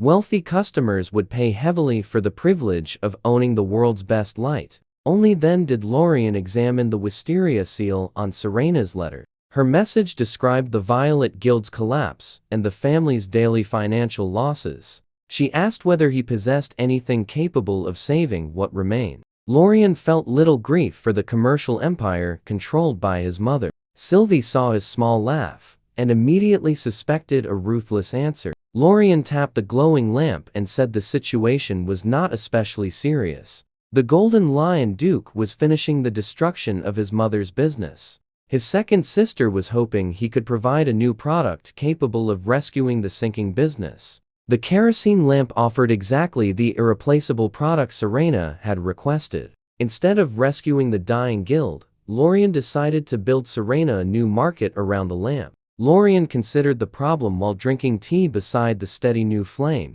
Sylvie watched carefully, uncertain whether he intended to help or exploit his sister. She reminded him that Serena had sacrificed her savings and best night for his survival. The Violet Guild was still family property, but Lorien refused to hand it the lamp. His first rule was never to place a valuable asset inside a bankrupt company. The debt-ridden guild had become a corpse surrounded by political vultures. Attaching revolutionary technology to its name would only expose the invention. The Golden Lion Duke could condemn it, seize it, or arrange a hostile takeover. Traditional merchant houses could also swallow the guild and Lorien's technology together. Even successful recovery would place every profit under the Duchess's control. The money would then support Arthur rather than repay Greywood's research. If the Violet Guild survived, the Duchess would redirect every profit toward Arthur's military ambitions. Lorien would receive no research payment, and not even one copper coin.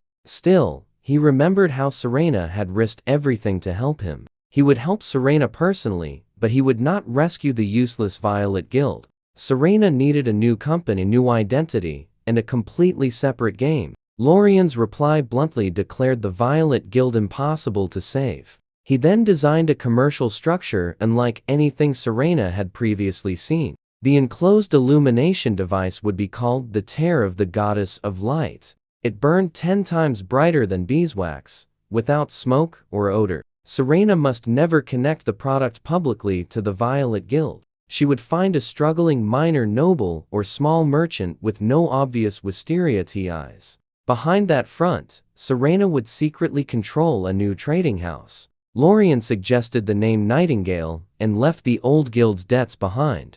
The lamp would be presented as an extremely rare alchemical miracle. The first units would be gifted privately to vain and influential noblewomen. Once their jewelry shone under clean, artificial daylight, candles would become intolerable. Then expensive lamps and exclusive fuel refills would drain their private treasuries. Lorien finished the letter with deep satisfaction. He packed the prototype inside a protected black wooden box. Undercover Iron Guard soldiers would avoid the Golden Lion Duke surveillance network. The package would reach Serena directly without passing through family channels. From the window, Lorien watched industrial haze spread above Greywood's furnaces. His strategy had advanced from price gaps to dumping and now technical monopoly. Greywood's economic reach was entering the center of imperial power. The Golden Lion Duke attacked the old guild publicly while Lorien prepared a shadow market. Nightingale would drain noble wealth from a direction the Duke could not see. The courier departed that night with the letter and lamp. Sylvie remained behind with one practical concern about Greywood's existing partners. Lorien had previously promised the Gold Eagle Trading Company exclusive rights to new lighting products. Giving Serena the luxury lamp appeared to violate that agreement. Breaking the contract could threaten the shipping network 𝗥𝗚𝗜 still depended upon. The Gold Eagle Trading Company remained essential for imports, exports, and political cover. Making enemies of them would seriously damage the territory. Lorien noticed that Sylvie now called 𝗥𝗚𝗜 their territory without hesitation. He then explained that no contract had been broken. A second blueprint showed a cheaper, sturdier, and less beautiful kerosene lamp. Its brass body and thick glass shade were designed for mass production. Minor bubbles and imperfections mattered little to practical customers. The Gold Eagle Trading Company would receive this durable commercial version. It lacked decorative engraving, but provided reliable, windproof night lighting. Caravan guards, miners, and moderately wealthy travelers formed its intended market. Serena's Nightingale would sell elegance, while Mars sold practical utility.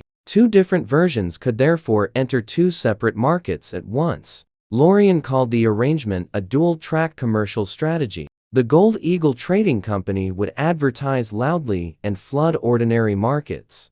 The Golden Lion Duke would focus his attention on that visible distribution network. Nightingale could then operate quietly among the capital's elite. Church criticism, merchant hostility, and the Golden Lion Duke's crackdowns would all strike the visible Gold Eagle Trading Company. A royal prince backed that company, allowing it to survive the attention meant for Lorien. He marked the imperial capital on the map. Under that cover, Serena would operate Nightingale quietly in the shadows. While enemies attacked the cheap brass lamps, luxury, tears of the goddess would appear on noblewomen's dressing tables. By the time the Duke noticed, imperial high society would already depend on the product. The loud public road would attract every attack, while the secret road carried the true profit. That was Lorien's definition of capital strategy. Sylvie inhaled slowly. The implications settled over her like cold water. Every decision that appeared casual contained several interlocking traps.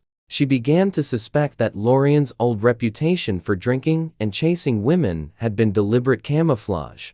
A mind like his could endure contempt from lesser people without revealing anything. A gentle knock interrupted the study before 𝗥𝗚𝗜's new intelligence deputy entered. The former head of Red Leaf City's thieves now served Lorien for a generous salary. He knelt and presented a road-stained intelligence report. Spy networks across 3 baronies and 2 viscounties had delivered fresh information. Exactly as Lorien predicted, neighboring nobles had united in fear during the spring plowing season. Lorien had not witnessed the events personally, but his agents reported every detail. In Oakhaven's territory, miserable serfs struggled across fields with broken equipment. A supervisor whipped an elderly farmer named Jacob and ordered him to push harder. Jacob dragged a wooden plow tipped with a thin strip of inferior iron. Every step demanded enormous effort until the metal struck a buried rock. The strip bent uselessly, and Jacob collapsed into the mud. 1 month earlier, Baron Oakhaven had sealed his territory. He prohibited migration to 𝗥𝗚𝗜 and banned its iron products. Anyone caught with a wisteria-stamped farming tool faced execution. The neighboring lords had panicked after watching Red Leaf's economy fall under 𝗥𝗚𝗜's pressure. Their answer was to cut all trade and isolate the industrial territory. They forgot that returning to poverty is far harder than escaping it. Jacob stared with burning envy toward a neighboring field. Several farmers there had secretly purchased 𝗥𝗚𝗜's steel double-wheel plows before the ban. The sharp blades moved through soil like sacred artifacts. Their wheel design reduced resistance so greatly that one tired donkey worked 5 times faster than Jacob. Those farmers had already finished and were resting beside the field. Jacob touched his broken plow and felt the emptiness in his stomach. Decades of bran and vegetable scraps had permanently weakened his body. A quiet certainty grew inside him that the entire arrangement was profoundly unfair. Generations of punishment had crushed the courage for open rebellion, but not the ability to work slowly. Jacob announced that his back had failed and collapsed theatrically into the mud. By the next morning, serfs throughout the barony seemed afflicted by the same mysterious illness. They plowed at half speed and scattered seeds carelessly. Since the Lord denied them good tools and took most of the harvest, they allowed the fields to rot. The passive strike spread through every neighboring territory like a disease. Then the spring wind carried something even more dangerous than broken plows: rumors. People whispered that even Greywood's manure haulers ate salted porridge at every meal. Others claimed Lord Lorien rewarded hard workers with generous wages and secure homes. After several months, productive newcomers could even receive help forming families. Greywood was already home to many young widows and refugees seeking stable lives. Food, wages, and family transformed the territory into an irresistible destination. For people treated like livestock since birth, those three promises were stronger than any sermon. Serfs began packing at midnight, despite gallows and public executions along the roads. The underground flow of refugees became impossible to stop. The surrounding lords had created a self-destructive cycle. Banned tools reduced harvests, falling harvests raised taxes, and higher taxes drove more workers toward Greywood. The old northern nobility tightened a noose made by its own hands. Lorien read each report calmly inside his study. The regional chessboard was arranging itself almost exactly as he intended. Oakhaven suffered a small serf rebellion that delayed spring plowing by 40%. Ironcliff tried to prevent blacksmiths from fleeing by mutilating 3 senior craftsmen. That cruelty paralyzed the territory's remaining ability to repair iron tools. Then the White River Baron blockaded the region's most important water crossing. 3 Greywood supply ships had already been forced to turn back. Lorien's relaxed gaze sharpened immediately. To him, the coalition's leaders were actively choosing their own destruction. Sylvie pointed toward the marked territories on the map. The nobles were foolish, but their lands controlled critical strategic routes. Oakhaven held the main northern road toward the imperial capital. White River Crossing controlled the throat of the entire regional transport network. Previously, isolated lords could be bribed individually with gold. Fear and Golden Lion pressure had now forced them into coordinated blockade. Unless Greywood broke the ring, its industrial output would suffocate inside full warehouses. Lorien told Sylvie that nothing angered him more than an interrupted supply chain. His palm struck the red marks across the map. Those territories could also become forward bases for any future campaign by the Golden Lion Duke. Leaving Greywood's throat in enemy hands violated every principle Lorien possessed. He did not seek war for pleasure, but industrial expansion had reached the feudal barriers around him. Greywood needed wider markets, new resources, and above all more people. The starving serfs trapped on exhausted land were not burdens in Lorien's calculations. Each one could become a registered resident, producing 1 additional silver coin every day. Beneath his cold exterior, Lorien's ambition extended far beyond Greywood. He intended to convert every useful human, elf, ORC, and other laboring race into lawful residents. Liberating serfs and placing them on Greywood's payroll were the same strategic action. Once the decision was made, Lorien issued immediate orders. Baller would allocate 5,000 silver coins for covert operations. Agents would carry bread and salted meat directly into the blockaded territories. Where roads were sealed, Greywood would establish hidden escape routes and tunnels. Anyone who brought an entire village would receive citizenship and a brick house. At the same time, 𝗥𝗘𝗜𝗡𝗖𝗔𝗥𝗡𝗔𝗧 would suspend most civilian tool production. The chemical station would shift its full capacity toward a dangerous experimental material. Sylvie warned that even 3,000 Iron Guard soldiers could not attack every neighboring lord at once. Lorien agreed that open war would be expensive and provide the Duke with legal justification to intervene. He preferred methods that denied his enemies both victory and an official excuse. His hand rested on the glowing kerosene prototype while he described internal collapse. The industrial fire in his eyes made Sylvie uneasy. Since White River's lord loved blockades,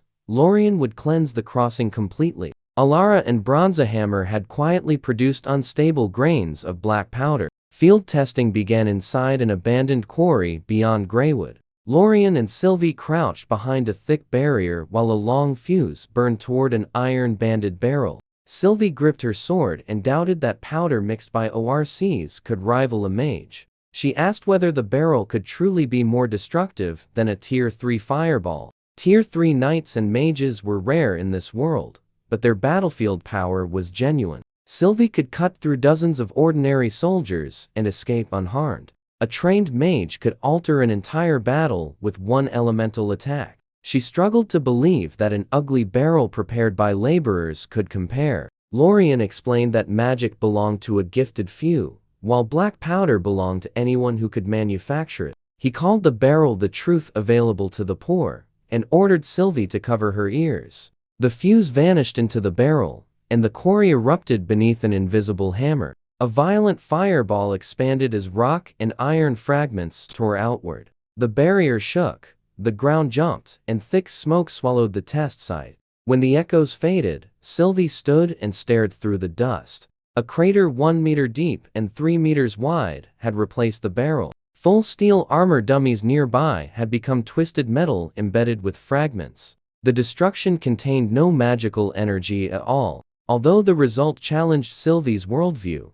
her warrior instincts quickly began analyzing it. She admitted that the force was terrifying, but identified several tactical weaknesses. The barrel was clumsy, difficult to move, and impossible to direct precisely. An area explosion could not be aimed like a crossbow bolt. The burning fuse also warned any experienced fighter. Given 2 seconds, a Tier 3 knight like Sylvie could escape the lethal radius. A Tier 2 mage could raise an earth barrier against the edge of the blast. For now, the weapon was best suited to unprepared soldiers and fixed structures. It could not eliminate the threat of elite assassins or superhuman warriors. Lorien listened to the criticism, then laughed and applauded. Sylvie had correctly identified every weakness of primitive black powder. He approached the crater as though admiring a masterpiece. Greywood could not yet produce accurate firearms capable of striking fast knights, but Sylvie had overlooked the decisive variables: cost and production volume. Lorien spread his arms toward the ruined test site. Training one Tier 3 knight required rare food, master instructors, enchanted equipment, and decades of time. Even such a warrior could defeat only a limited number of ordinary soldiers before exhaustion. A powder barrel required common saltpeter, charcoal, sulfur, and laborers capable of mixing them. Its total production cost remained below 5 silver coins. Lorien lowered his voice as he explained the arithmetic. 5 silver coins could destroy gates that cost nobles thousands of gold coins. The same amount could remove a bridge used to collect taxes. It could also shatter a disciplined infantry formation before combat began. He did not need to kill elite knights if he could ruin their cities, supplies, and ordinary armies. Without food, roads, or followers, even superhuman warriors could not govern empty land. Sylvie realized that Lorien intended to challenge military tradition through industrial scale. For the first time, she found him more frightening than the gods invoked by nobles. Her next question was how Greywood could move explosives toward White River without being discovered. A wagon convoy would alert every guard along the route. Lorien revealed a hidden western tributary connected to the upper river. 2 manure carts would carry the barrels quietly to that stream. From there, an old covered boat would drift downstream toward the checkpoint. White River's guards insisted on inspecting every cargo vessel, which made delivery easy. The crossing linked the northern interior to the outside trade network. Before the blockade, merchant ships had made it the Baron's most profitable possession. Now a heavy chain, a stone fortress, 2 ballistas, and 50 soldiers sealed the river. The officer commanding the empty checkpoint had become bored and impatient. A lookout finally spotted a shabby covered boat drifting from Greywood's tributary. 2 thin men in torn clothes paddled desperately while the hull rode dangerously low. Its hidden cargo was clearly extremely heavy. The officer assumed the passengers were refugees or smugglers carrying stolen ore. He raised the chain and ordered the boat seized for the Baron. Ballistas covered the vessel as soldiers demanded that it dock immediately. The frightened men fumbled their oars and allowed the current to carry them toward the pier. As soon as the boat touched wood, 12 soldiers boarded with drawn swords. The lead smuggler fell to his knees and offered a pitiful coin pouch. He claimed they had fled Greywood after stealing several barrels of valuable minerals. The officer took the bribe without hesitation. After finding only a few copper and silver coins, he kicked the man aside. The mention of valuable minerals drew him toward the sealed cargo hold. Ignoring warnings that air would ruin the contents, the soldiers broke open the door. The two supposed smugglers exchanged one quick glance. Their hands found a hidden rope beside the hull and pulled. The river concealed the faint sound of friction below deck. Both agents immediately slipped into the current and swam toward the opposite bank. Inside the hold, the officer found no gold, dye, or rare ore. 4 enormous oak barrels filled the cramped space and leaked a sulfurous odor. He pinched the black grains, spilling through one seam, and mistook them for worthless mud. Then a soldier noticed a spark beneath the barrels. The hidden fuse had almost reached its end. A final red ember disappeared inside the first barrel. The officer's medieval experience gave him no reason to connect black powder with annihilation. He even raised one boot to stamp out the spark. Physics cared nothing for rank, authority, or noble privilege. 4 densely packed powder barrels detonated together inside the narrow hull. A black cloud of water, smoke, timber, and iron erupted above White River crossing. The boat disintegrated in less than 1/10 of a second. The officer and the soldiers aboard vanished before they could cry out. The blast spared the story from lingering on their remains. Its shockwave and water surge struck the stone fortress at point-blank range. Walls fractured while defenders were thrown from their positions. Both heavy ballistas flipped over and crashed into the rubble. Flying debris bent the great chain stretched across the river. Its anchor stone split, sending the entire barrier into the muddy water. White River's physical blockade survived exactly one Greywood delivery. The explosion created both military and financial shockwaves. Each traveled toward a different enemy. The White River Baron received the report while eating roast pork. A gray-faced messenger announced that the crossing fortress had become rubble. The chain lay on the riverbed, the garrison was destroyed, and the route stood open. The Baron slid from his velvet chair and remained on the floor. He convinced himself that Greywood controlled a forbidden demon capable of destroying fortresses.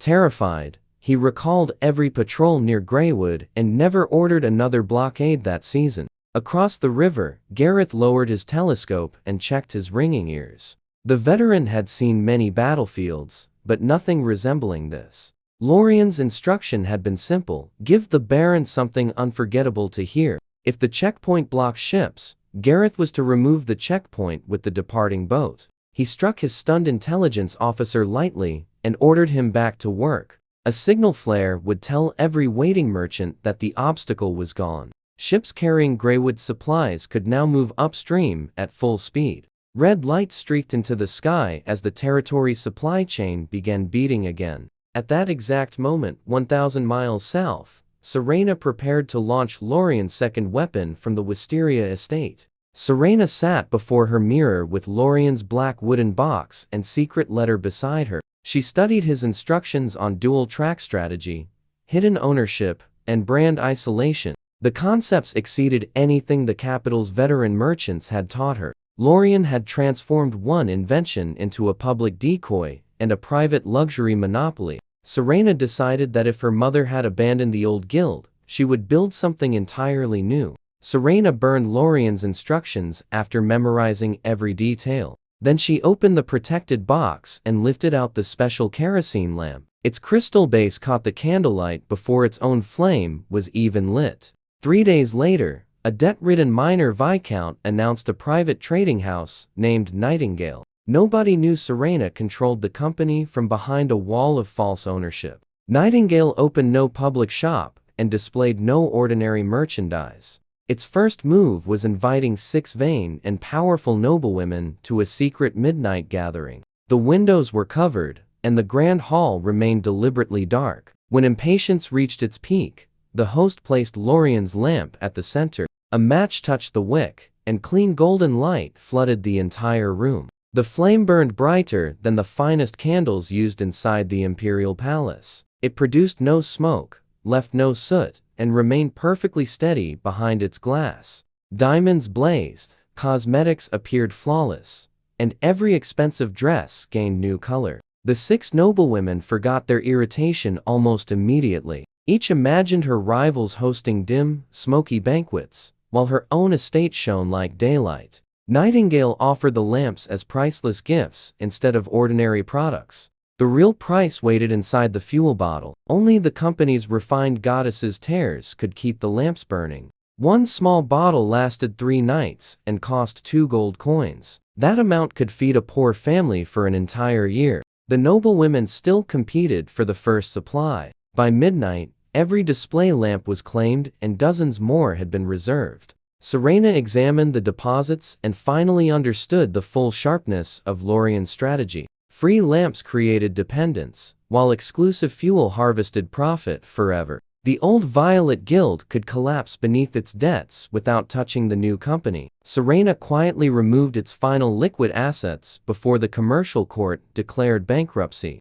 The Golden Lion Duke would celebrate over an empty corpse. Meanwhile, Nightingale would drain the private treasuries of the capital's proudest families. Lorien read 𝗥𝗘𝗓's report in Greywood and recognized his own commercial smile in her success. His sister had executed the lesson perfectly. In the north, the destruction of White River Crossing ended the physical blockade. The frightened White River Baron withdrew every patrol and sealed himself inside his castle. Merchant ships received Greywood's red signal flare and surged upstream again. Coal, grain, wool, chemicals, and finished goods resumed moving through the northern routes. One explosion, one flame, and Greywood reached 2 different battlefields at once. Both weapons depended on knowledge rather than noble blood.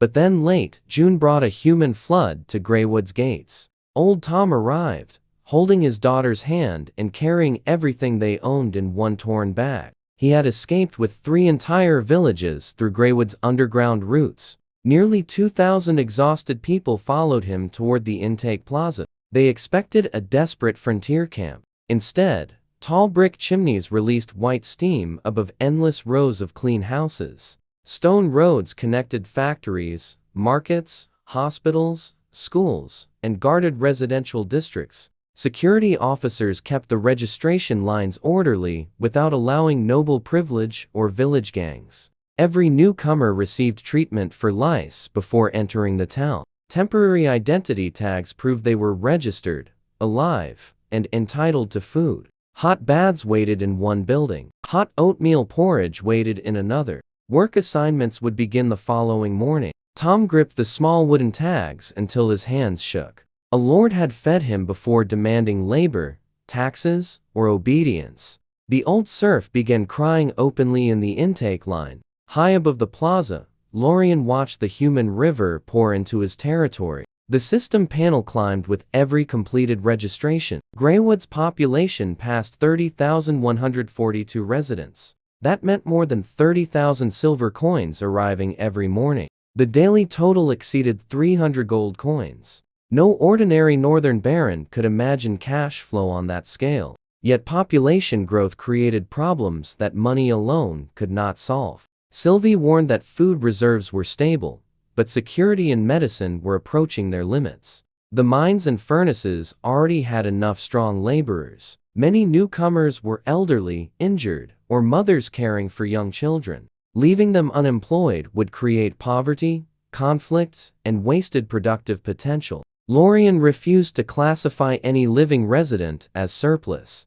Heavy industry had provided Greywood's skeleton. The next stage required light industry to fill every remaining gap. He ordered Bronzehammer to dismantle every traditional spinning wheel collected from the surrounding territories. The craftsmen would rebuild them around foot pedals, flywheels, and improved mechanical motion. The new textile machines required less strength and produced far more thread. Women could operate them. Older residents could operate them. People unable to survive quarry or mine work could still earn wages. Lorien marked a large empty district beside Greywood for the first textile factories. The machinery would run beside warehouses, dye rooms, and organized distribution yards. Greywood would no longer depend only on coal and steel farming tools. Cheap fabric would become its next weapon against northern handicraft markets. Every new worker would receive a place inside the growing economic system. Every wage would return through food, rent, clothing, and marketplace purchases. Every registered resident would strengthen the territory and increase the system's daily income. The people, discarded by other nobles, had become Greywood's most valuable resource. The furnaces gave them tools. The farms gave them food. The hospital protected their lives. The schools gave them numbers and written orders. The vouchers connected their labor to the town's expanding market. Lorien's knowledge connected every piece into one machine. He had not defeated the old order through swordsmanship or inherited authority. He had beaten it with production, logistics, incentives, and ruthless control of information. The Golden Lion Dukes still believed Greywood was a distant provincial problem. The church believed it had collected a generous donation from a faithful noble. The surrounding barons believed walls and gallows could stop their people from leaving. None of them understood that the transformation had already become irreversible. Greywood was no longer surviving attacks from the feudal world. It was building a system capable of replacing that world. Lorien looked across the chimneys, construction yards, intake lines, and newly marked factory district. Winter had given him a town. Spring had given him an economy. Summer was giving him a city. Every person who crossed the gate brought skills, labor, loyalty, and another daily silver coin. No resident would remain idle, forgotten, or wasted. Greywood's second industrial age began with a simple order: put every available hand to productive work. Greywood had risen from an exile's grave into a living city that the old nobility could no longer ignore.